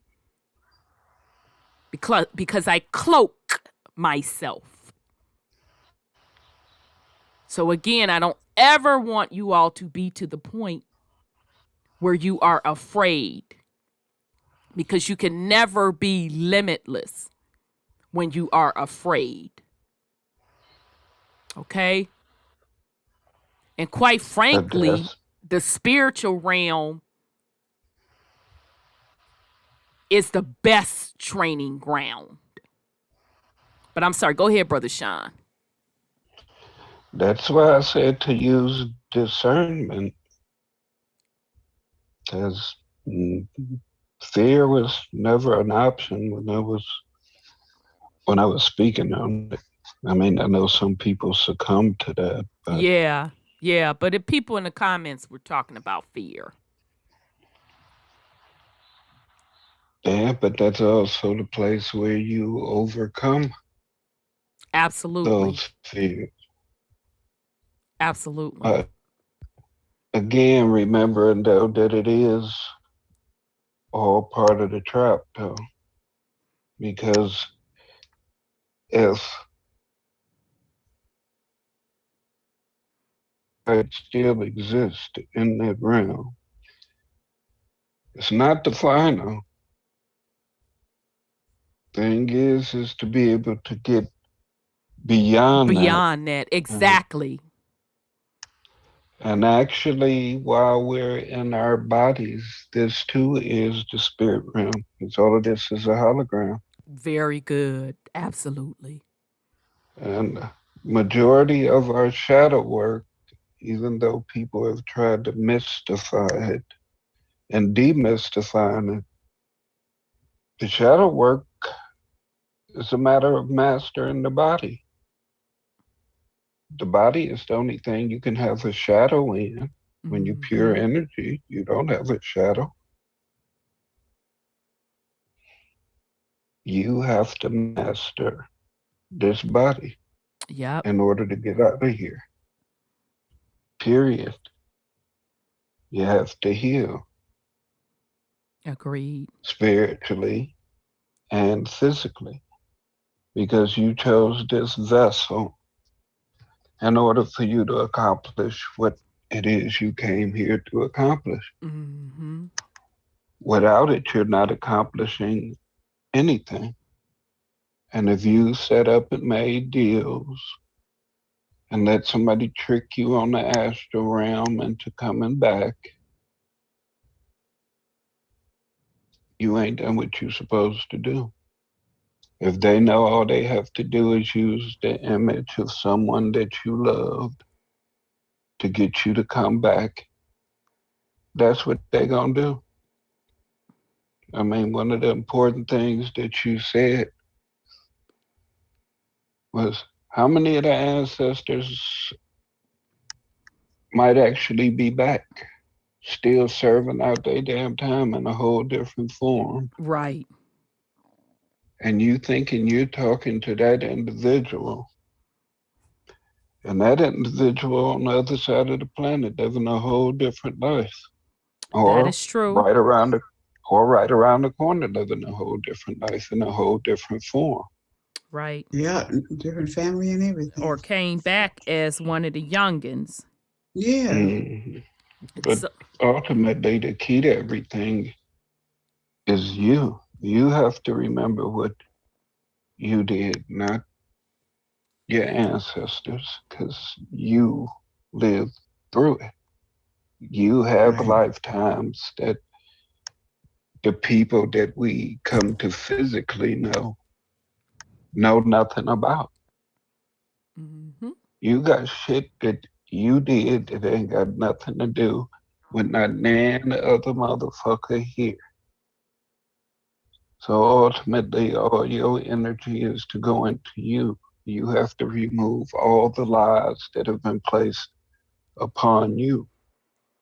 The truth of who and what you are has never changed and never will change. That's why they buried it in lies. Mhm. The truth ain't difficult to find. All you have to do is remove the lies. You spend so much time looking for the truth instead of just removing the lies. Once you remove all the lies, all that remains is the Is the truth of truth. self. Indeed. But I digress. Uh, nice dialogue going on in the chat. DJ ZPE says, you have to face your fear to know who you are. Then you have to become detached from who you think you are and let yourself melt away. Now that I 1000% agree with you on, DJ ZPE, because, you know, once you become consciously aware of your astral travel, you are going to run into things that you are afraid of. And you're absolutely right, Sis Treese. The fear be real. I tapped into something that I absolutely was not ready for, but I know I gotta face it eventually. Ain't no choice. Abso-fucking-lutely. Absolutely. And you will.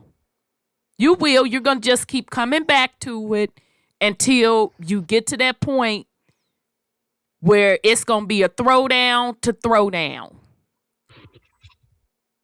Okay? It could be a certain trauma that happened to you on this physical plane that shows up in the spiritual realm. Okay?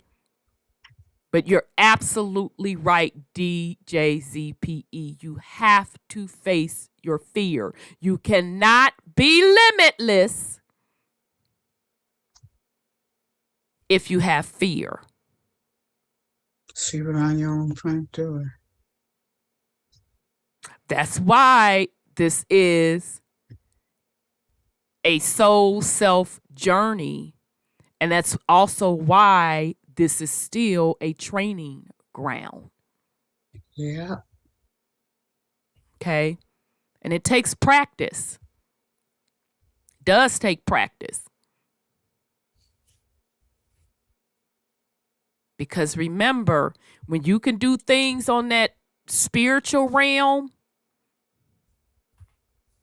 it translates into the physical realm as well. Okay. So if you're struggling with it, just keep practicing. You'll get to that point. And on that spiritual realm, the most scariest thing that you see It's yourself. You'll realize, you know what? I don't give a fuck about none of that.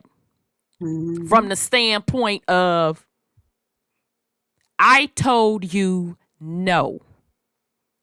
Or whatever it is, whatever formula that you and your soul say that you're not having it, go on with that bullshit. then you're going to see it disappear.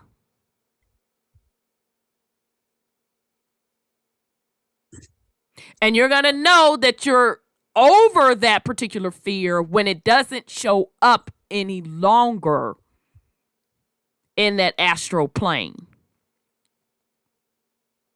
Okay? So very, very good stuff, y'all. Very, very good stuff. Let me see. My others asked me. Oh, that's a good one, Sis Divinity. And there is a difference when you just travel any place as opposed to one created by yourself. Right. Okay, so I was just trying to give y'all some hints because you are supposed to be a creator. Now, I'm talking about 1% shit, okay? Again, I'm only concerned about 1% shit.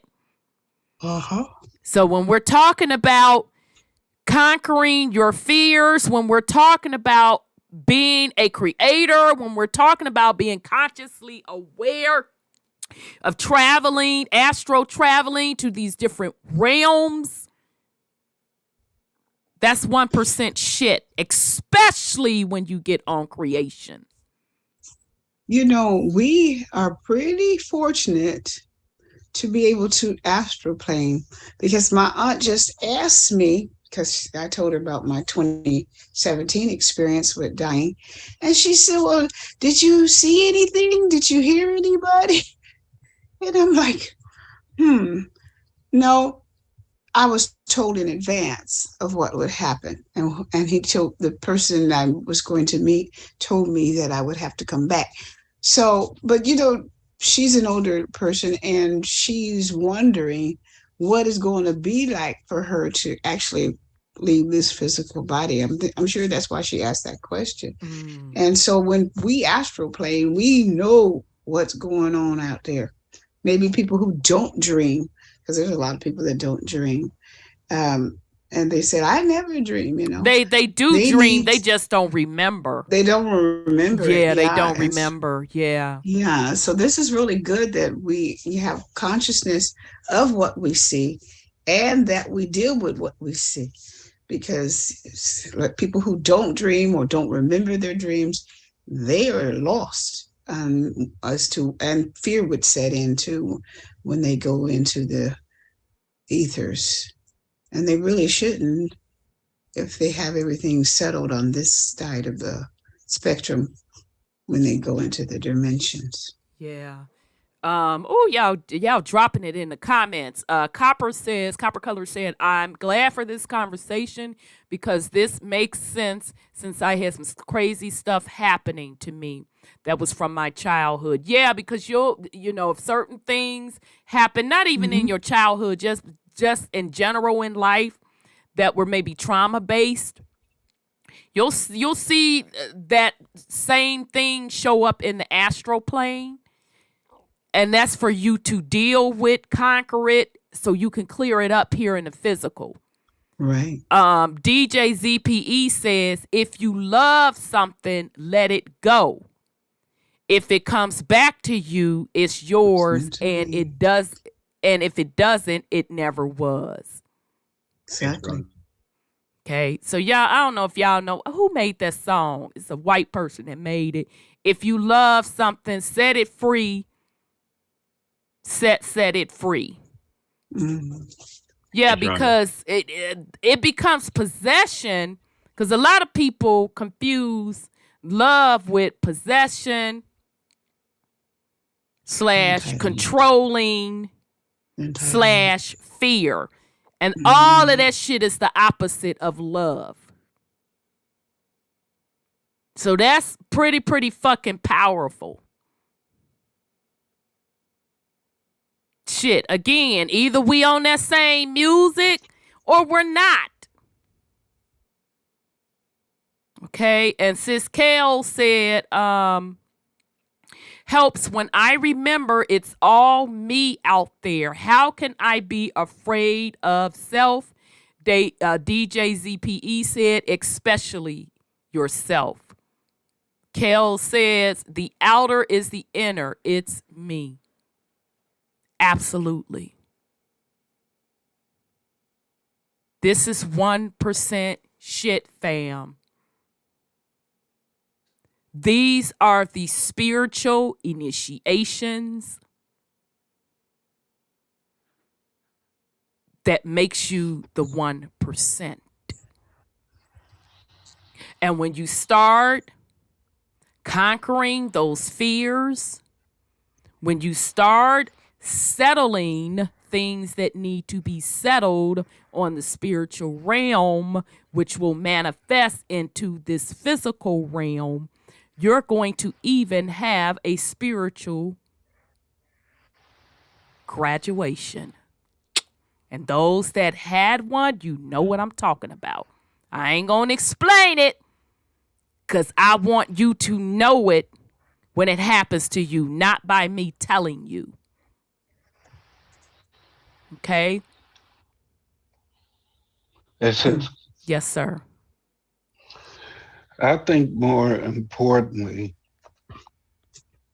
when you love yourself enough, you let shit go. To me, it ain't about loving somebody else more than you love yourself. Well, you're not supposed to be doing that. No way. But yes. Now, to me, it's not a matter of if you love somebody, you let them go, and if they come back, it was meant to be. Now, if you love yourself enough, you let go. Yeah. Because there's plenty of people that let people go and then keep letting the wrong motherfucker come back time and time again. That's a good point, Brother Sean. Shit. The make up to break up shit. Make up to break up. No, nigga. Torture. Break up. Shit. I ain't got it to do. I ain't going back and forth with you, ninja. Because it can't be no unconditional love for somebody else and you don't have it for yourself. Well. Listen, I would be that major song. This is why I love you. He said, I love you, and I learned to love me too. No, nigga, I go into it. I love me. And I love you too, but let's get one motherfucking thing straight, nigga. If you infringing on the love for myself, you in trouble. If it ain't a benefit to my energy, if you ain't harmonizing in this motherfucker, if we ain't the temptation in this motherfucker, either you gonna go or I'm gonna go. Yeah, if you don't harmonize. Because what we not gonna do is be out of tune. That's right. Because it pains me. And it pains you down to your fucking soul when you're trying to make some shit work that ain't just gonna work. This is how people have health problems. You age yourself, all of that. And the most sad part about it, you're not walking in your purpose. Not happy. So if you don't have self-love, you don't have nothing. So it ain't about me kissing your ass. It ain't about you kissing my ass, baby. Yep, because you can't love if you don't love yourself. Either we vibing on the same frequency or we're not. Period. Shit. Also in that situation, I mean, what? You let this person go. They obviously don't want to be bothered. Right. They don't want to motherfucking be bothered. Shit, nigga, you done told me with your actions. But I love you. But nigga, your actions said differently. So I'm going by your actions, not the motherfucking words coming about your mouth. I'm going by your actions. But I'm sorry, continue, Brother Sean. So you just gonna sit there and wait for that person to go in and out of other relationships and give them an opportunity to wait and see which side the grass was greener. Shit, not with me, nigga. But keep going. Then after being out in the streets slutlicking, then decide they want to come back. Oh, I realize now I love you. Really? I mean, in the meantime, they sitting up doing what they want to do with who they want to do it with. You just gonna sit there and hope that they could decide to come back after they've been out there with everybody else. Slinging P and D. Oh, okay. Where's the love for There is no yourself? love. Exactly. During that time, you could have been with somebody who was actually a match, or That was on that same music. How the fuck is that your soulmate? the person that you keep putting in the friend zone, that you're sitting up telling all your problems to, person that's always there, that got your back wiping your tears, that you don't seem to think is good enough. Oh shit, you done went out, Brother Shine. But point well taken. If you don't value and love yourself, you can't expect it from nobody else. Completely overlook it. Yeah, you went out. You went Yeah, out. you were gone. Oh, did I?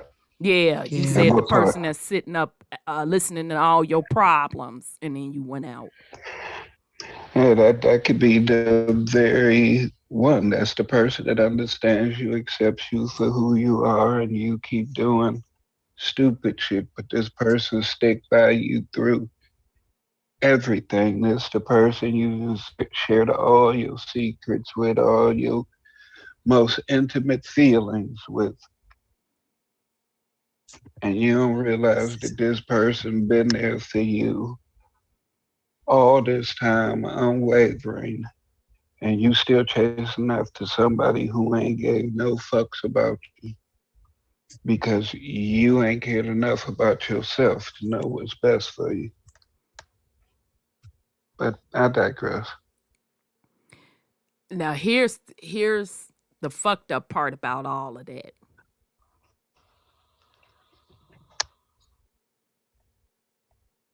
I don't want nobody that don't want me. I hear that. I'm gonna keep it all the way motherfucking funky with you. If I'm not your cup of tea, baby, if I don't set your motherfucking soul on fire, then I ain't that one. No, you're not. It's That's just true. simple as that. Because I shouldn't have to convince you a motherfucking thing to be with me. Either we're on the same sheet of music or we're not.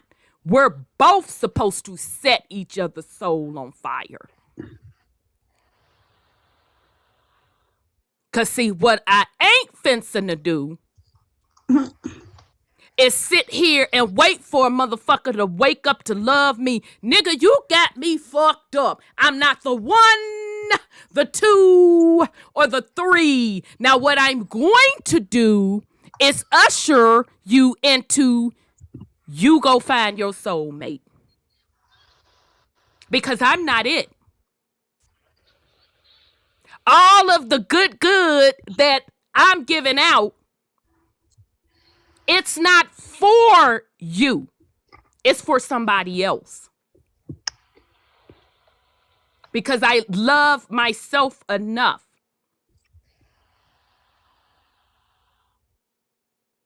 Okay, well, this person ain't the one. Because when somebody is the one, they gonna jump over a motherfucking mountain for you and vice versa. See, I ain't got it to fucking do with you humans, and it's bullshit. Do you understand me? I don't have it to do.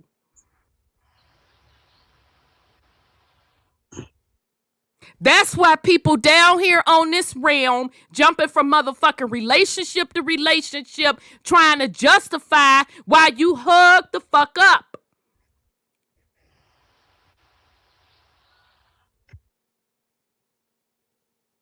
again. Exactly. I'm not your motherfucking option, nigga. Either I set your soul on fire, you set mine on fire, or we don't. Shit. And I'm spiritually mature enough to let it go. To let it go. Let that shit flow. Shit. All right, this is good conversation though, y'all. It is. All right. Where's my there it is. Okay. It all boiled. I'm sorry, go ahead, Brother Sean. It all boiled down to choices and people's decision making. People Absolutely. be more worried about what they want more than what they need. Yeah, but that comes with spiritual maturity, though. You grow and you learn, and that's why people have different relationships. Not saying that you go through a lot of relationships, because I'm not that type of person. I don't have a bunch of relationships under my belt. Me neither. Thank goodness. Okay. The relationships I did have, it was for a purpose, for a reason and a season. I got what I needed to get out of it, and I'm good with it. That's why every relationship I've had, there's no bad blood. I could pick up the phone and call any one of them.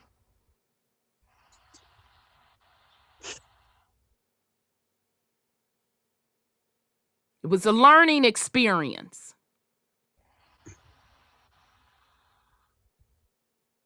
Okay. All right. Sometimes I have to be honest that I don't really see people the way they see me as far as loving me and I'm supposed to love them. I had a problem with that most of my life because I'm not looking at the person in that vein, and they're looking at me in that vein, and I'm like, oh, it's like a kid that don't know what men think. That's what I was. I don't understand why you care about me like that. I thought you were just a person that's nice or whatever I'm talking to. And it happens all the time, like it just happened recently, and I'm really surprised. But I don't give out any auras for that. It's just people attract to your frequency. Yeah, I but agree they're with not that. you are on the same frequency they're on, and I'm like, okay, I'm just being me. To be real, I've never changed, but maybe you like what you see as the kind of person I am, my frequency. Mm-hmm. And you can't do nothing about that. Huh? What you got on that, Brother Sean? You can't forget the root chakra part of it. Right. Nigga sit up and tell you he's selling your energy, and all he looking at is your cleavage or your fat ass, and that's all he thinking about. That's his problem. I wanted a man to say it. Shit. That ain't my problem. That's the new get over. Got it. I'm feeling your energy. I'm just feeling your vibe. And, maybe we should go meditate together.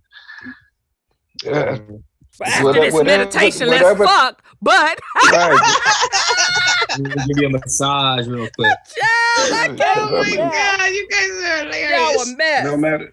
No matter what people talking about, niggas gonna use that shit as game, and so is women. Right. Everybody gonna use it as some type of reason to be able to do what they do, which nobody ever really gives a fuck about anyway. But since they want to throw shit all up in people's faces, all these goddess cults and all this, that, and the other, and everybody wanted to show off their body, and you don't eat eggs, and you don't eat steams. Right. And fucking each other, and disease be running rampant. Just a hot motherfucking mess. That It, ain't it, love. That ain't nothing but it's like Rome again. It's Sodom and Gomorrah. Gomorrah, It's the that's true. Matrix. Yeah. Yeah, It's that's like true. Zion when they thought that it was all getting ready to be over with, and they had that last party, and everybody just doing it all over the place, and I'm just quite sure it was funky in that cave. But We always got everything always come back to people not washing their motherfucking ass with us. Lord had to teach him how to bathe. Imagine what that was. Shit, wash your ass. Shit. You always got your parts out and you're stinking. Yes, CC, the real ones peak game. And here's what I found out a lot. That's probably what it is too. Just in life, people may have an attraction for you, whatever the case may be. They like your vibe, and they think that's what they want. Yeah, until they find out you're boring. And that means we're not on the same sheet of music. Yeah, that's true. They think I that's agree. what they want. Oh, so you really be Who you about are. living right and doing the right thing, ass nigga. Again, not interested. You need to set my fucking soul on fire and vice versa. I need to set your soul on fire. That's a match. yeah, that mean motherfuckers got to get past social medias and falling in love with memes that people are sharing. Yeah, that's true. Thinking that the memes that somebody share is the extent of their character. Yes. Oh, you sit up and you share these type of memes and you share these type of videos. Oh, it must be wonderful being with you. And that motherfucker, everything but what they sit up and post. But the opposite. And I'm going to tell you something. You need to hear somebody's voice one-on-one and see them face-to-face to really get a full picture. And I'm telling you, it only takes me 10 motherfucking seconds. And I'll be like, oh, got it. Mm-hmm. Got it.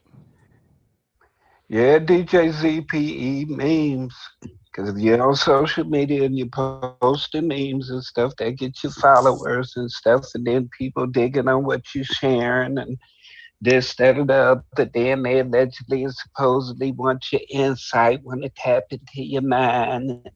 This, that, and the other. Next thing you know, motherfucker, all through your shit and all type of likes and notifications popping up, and you like, God damn, what the fuck? I didn't even make the meme. I just shared the motherfucker. I just shared it, right. I mean, look at the original poster. Go harass that motherfucker. That was his thought. Go harass. All right, go harass that person. Shit, leave me the fuck alone. Goddamn it. I just liked the shit and shared it. That's all. Yeah, people, I mean, that's to me, it's immaturity. Mm-hmm. It's immaturity. I cannot now this just the way my makeup is. I can't base a serious relationship off of a meme, off of a post, off of your representative. No. I gotta feel your frequency and really, really see who you are. You have to. Face to face.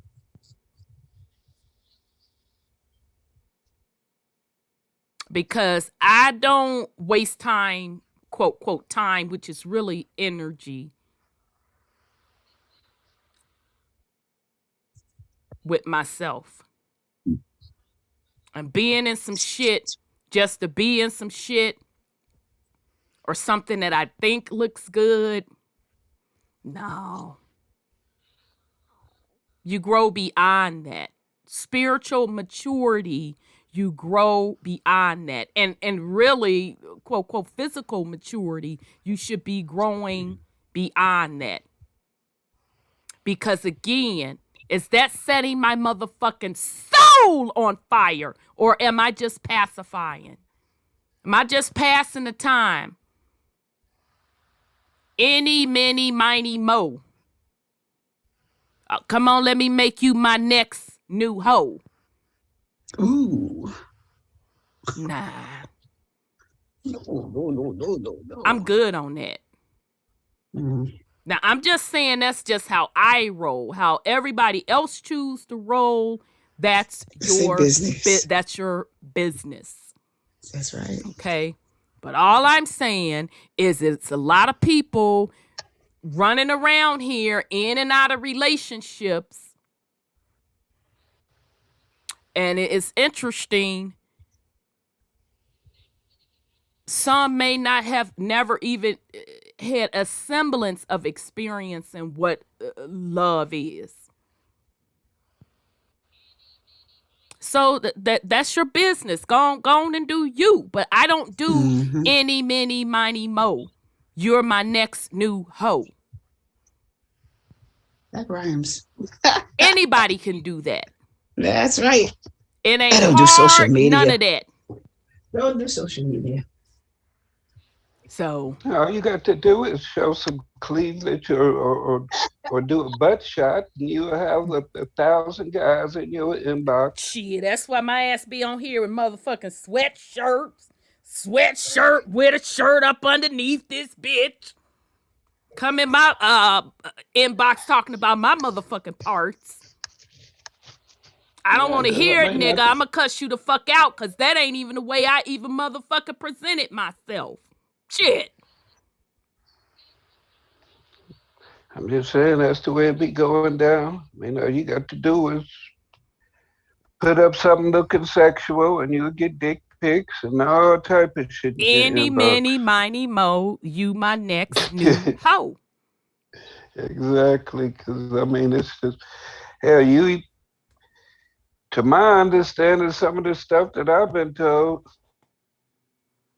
some of these women told me that they even be getting other females that are coming their inbox and be giving them pictures with them with their strap-ons on and this, that, and the other. Child, folks be wow. Like that's gonna turn them on. For real. I didn't know women were doing that, because it's gross when dudes do it. Nigga, who said I want to see your rusty dick? I don't know you like that. Shit. She gonna show you a fake one. Child, I be like, girl, I know you bullshitting me. I know motherfucking well.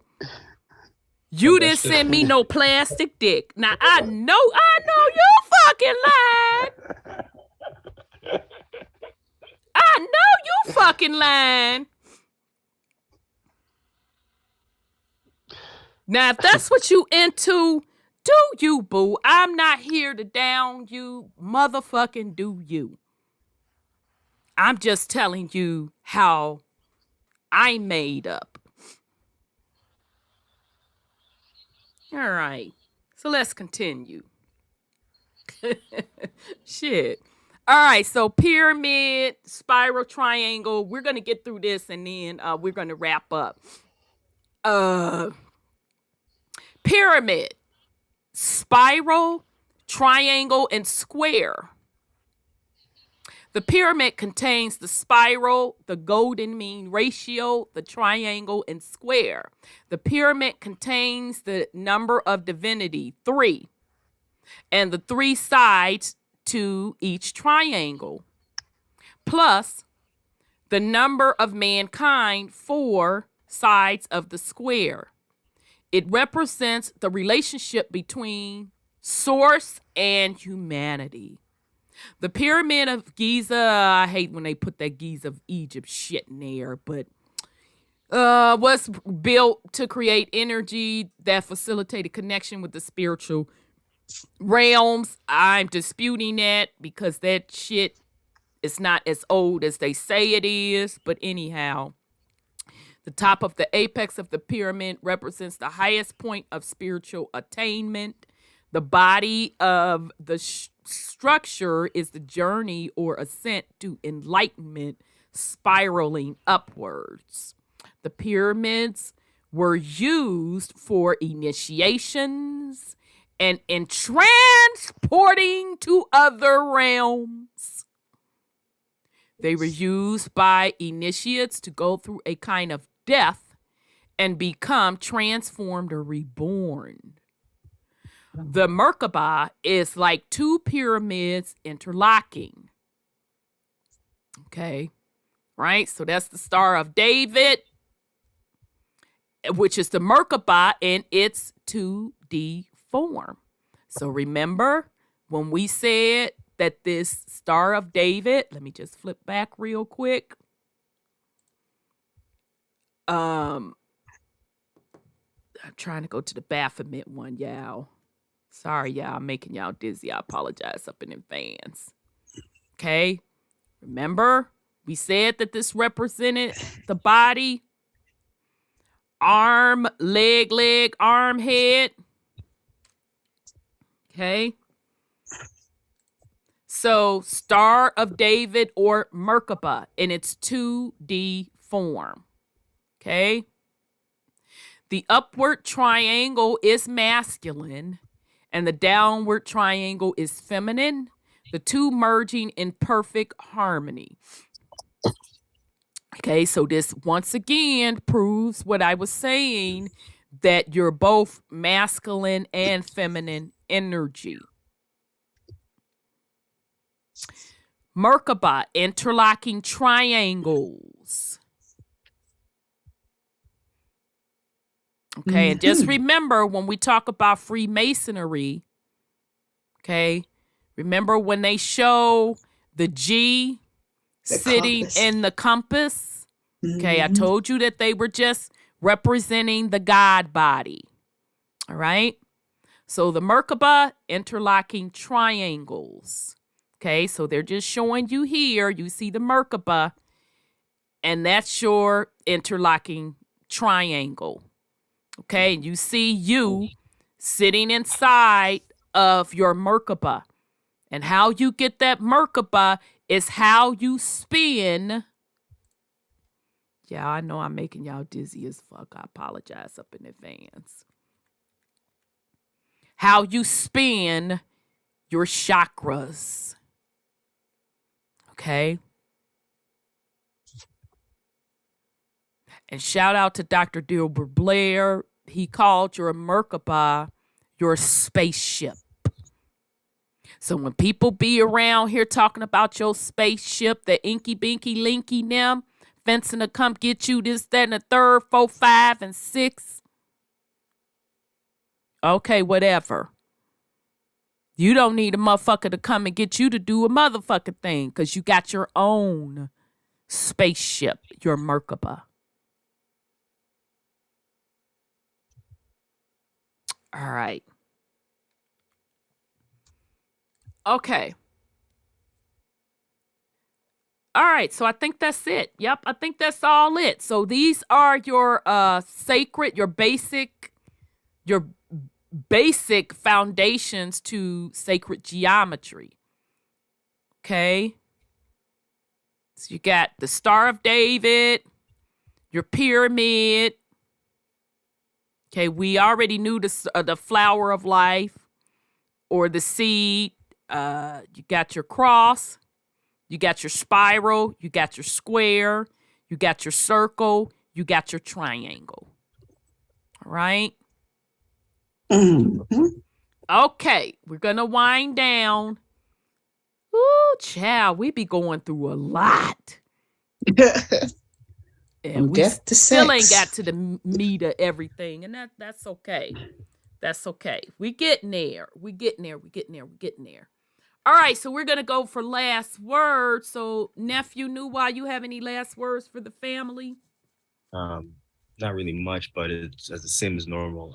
It's important to work on yourself in the aspect of it's only important how you perceive this energy. How people tell you what you're doing is very irrelevant.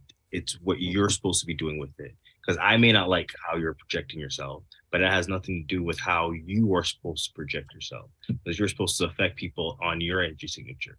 Just because X person doesn't like it doesn't mean you're supposed to change yourself. Because I have that issue too, where I'm trying to make my energy more palatable for everyone else in the room, come to realize, no, you're supposed to not like me because you're fucked up in the first place. Your energy is on a different frequency, and that's not supposed to be with mine. And me lowering my energy makes you more stronger than me, or makes me more inferior because I'm molding myself to yours when I'm supposed to be attuning myself to nature and letting her tell me how I'm supposed to express myself.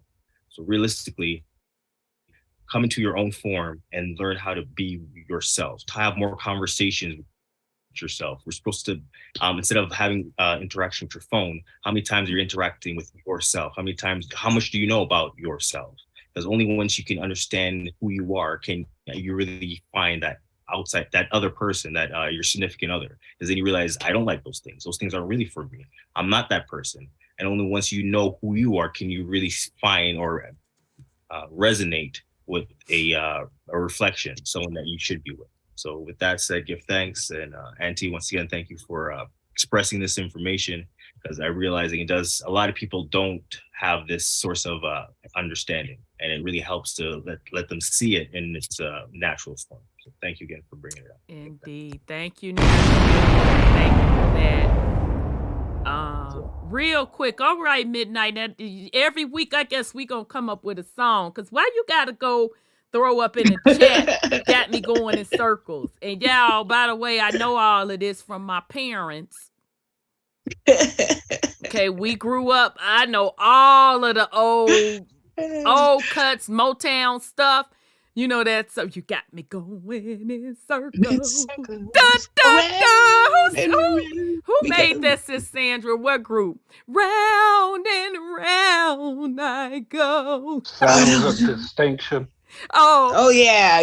I'm strung out over you. That song's depressing as fuck. It is depressing. I'm sorry, but go ahead.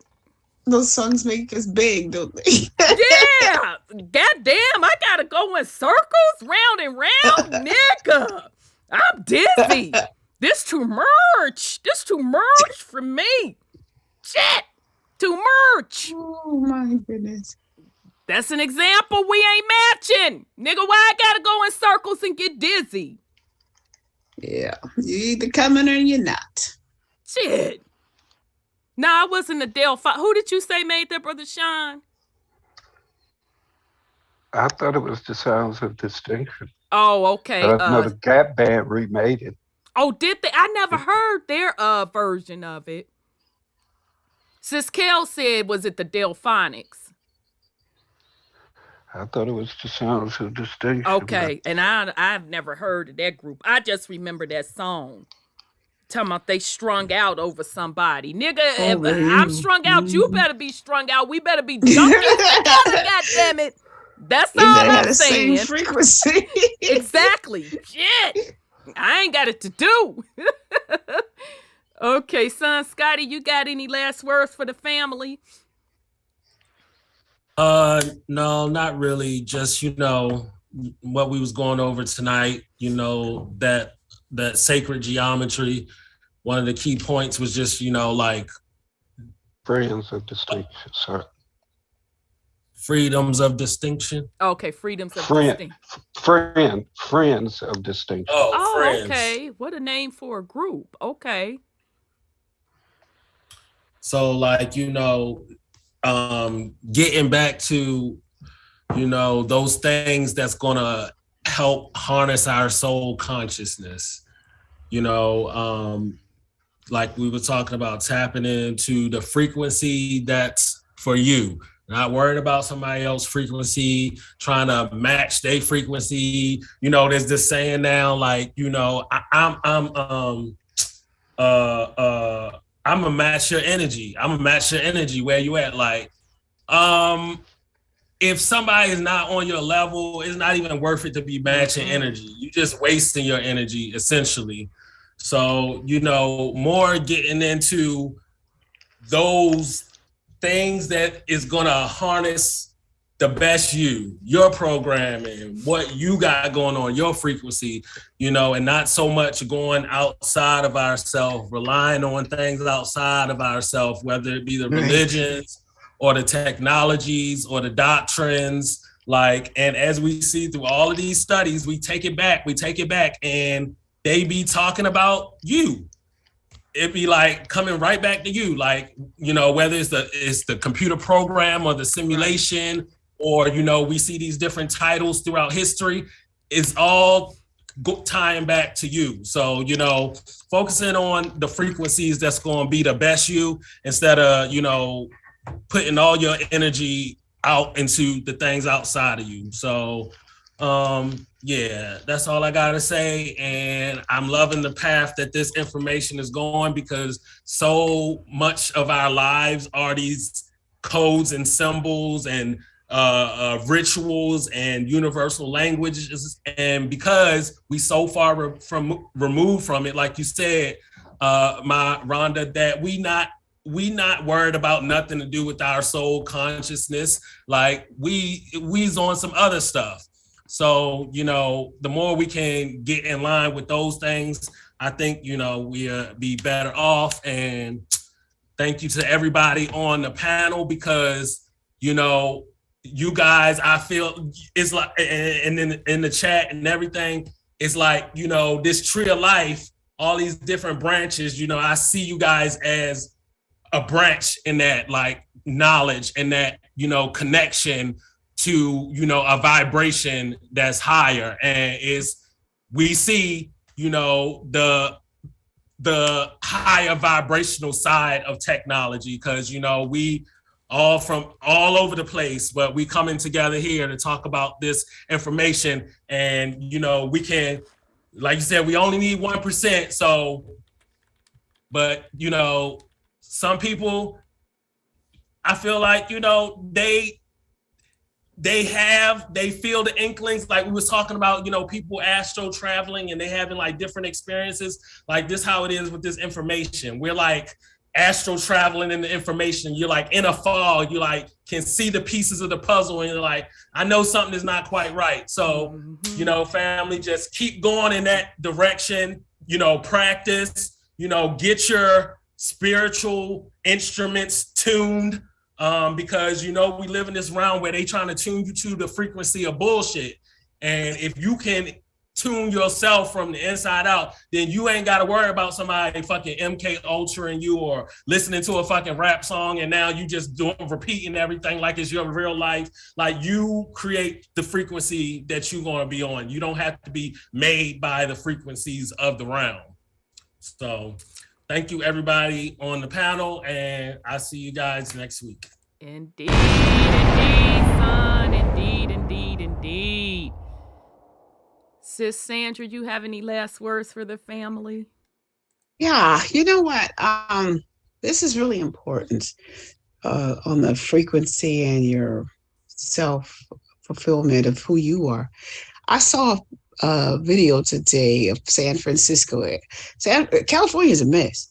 And they had tons of people and trash laying on downtown San Francisco, and they were mixing up their drugs and taking them. And the powers that be, the government, was supporting them by giving them safe needles, trading needles, and all that kind of stuff. And I'm like, that's when you start thinking only about the outside man and not the inside person that you have to take care of for eternity. That inside soul is something they're going to have to think about and worry with for eternity. But yet they spend lots of time laying out, just catering to the flesh. And I like the fact that frequency, like we teach on we talk about and teach here, and what you give us to learn from, says there's more to our existence than this plane here. We got to get ready for the separation of the soul. But our government and these people who run this planet, they don't care about nothing but that energy of pain, fear, and dependency that they usher out in the world. And it's getting worse everywhere. They were talking about California and PA, Philadelphia, I think it is, and how bad it is. But it can't be bad. It won't be bad if the people bring themselves to themselves and stop catering to the flesh all the time. But that's going to be hard. And some people have done it, but not very many people. And I'm grateful. I'm grateful for the learning. I'm grateful for my parents that they taught us other things than to be self-centered on trying to cater to the flesh all the time, because it's not anything worth catering to. And so, I like the chat. I love what you post and how you tell your stories and how you have your problems, because there's a lot more people worse off than we are. But we thank you so much, the chat and the YouTube family, for joining us in this conquest of the flesh to get to the realm of the spirit and the universe and our ancestors. And that's where we need to go. Indeed. Thank you. Thank you, sis. Thank you, sis. Brother Sean, you have any last words for the family? Well,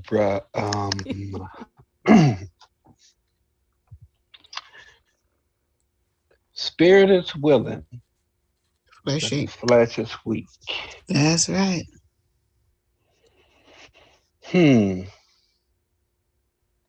Your shadow work, as I said previously, that's dealing with the flesh and the perceived weaknesses of the flesh. Not fully inner and overstanding. It's the most complex computer in the game. And you've yet to understand it. You've yet to honor it. You've defiled it. You've managed to wreck it. Take it through every type of trauma imaginable. A perfect creation that heals itself and self-replicating. And you fuck it up. Blame everything and everybody else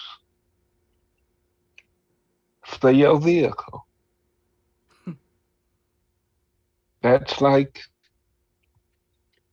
you saying I'm responsible for some paper in the back of your car, and I ain't never been in your car. Right. I wasn't eating in your back seat. Right. There's just so many things we got fucked up. I see people put more time and energy into their car, their house, their job, than they do themselves. You'll sit up and work 2 jobs to pay for a house. You go home and majority of your time at home is spent cleaning the house, worshiping the house on your knees. Then you get up, get you a couple hours sleep, then you got to go serve your other master. And it's just continual back and forth. You got time to worship and praise everything but yourself. You got time to clean everything but yourself. And you blame other people because you're pursuing a dream that another motherfucker told you you're supposed to have. Oh, shit, that's deep. Either way, I love y'all. Wholeness and power. Thank you, Brother Sean. Thank you.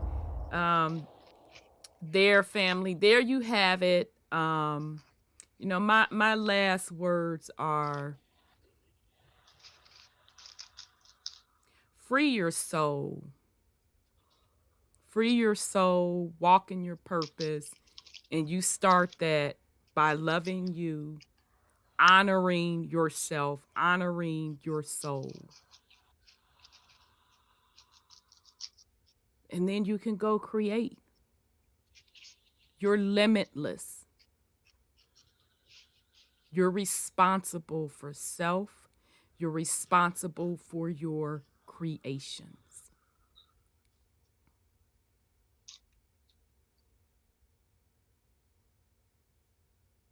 Go and truly be free.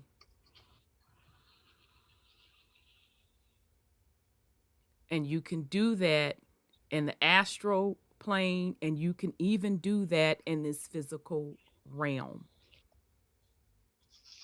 Create the world you want to live in. If it's not serving you, if it's not benefiting you, let it go. Let it go so you can attract what does serve you, what does benefit you. Okay? So, do want to thank the YouTube family in the chat. You all did a phenomenal job tonight. It was some deep stuff y'all were putting in the chat. I hope you all got a lot out of it tonight. I hope the YouTube family got a lot of it tonight. So thank you all for your support. And of course, you know, thank my co-hosts. Thank, you know, nephew Nuwa. Thanks son Scotty. Thanks sis Sandra. Thank brother Sean. I really appreciate you all rocking with me every week. So we will be back next week, fam. Hey, sis. Yes, sir. We thank and appreciate you. You make it all possible. Oh. Y'all almost got me last week. Yes. Because y'all know I'm a crybaby at heart. I be MFing and SBing. Working on it. I do be a It's all crybaby. good. Okay, so thank you all. It's all good. We understand. So, fam, that's all we have. Just live. Be free. Okay? Yes, it's going to be hard work. I'm not finna sit up here and pretend and lie. But aren't you worth it? Isn't your soul worth it? Yeah. Anything that's worth it, it's work. But you deserve that. Okay? Go out and get it and make it happen. Get it. That's how you change the world. You change self, and then you change your environment. So with that said, family, we love you all very much. We Yes, will we do. be back next week. We are Truth Uncompromised fam, and we are going to rock out with some music. So love you all very much, family. Peace and love. Peace and love. Love y'all.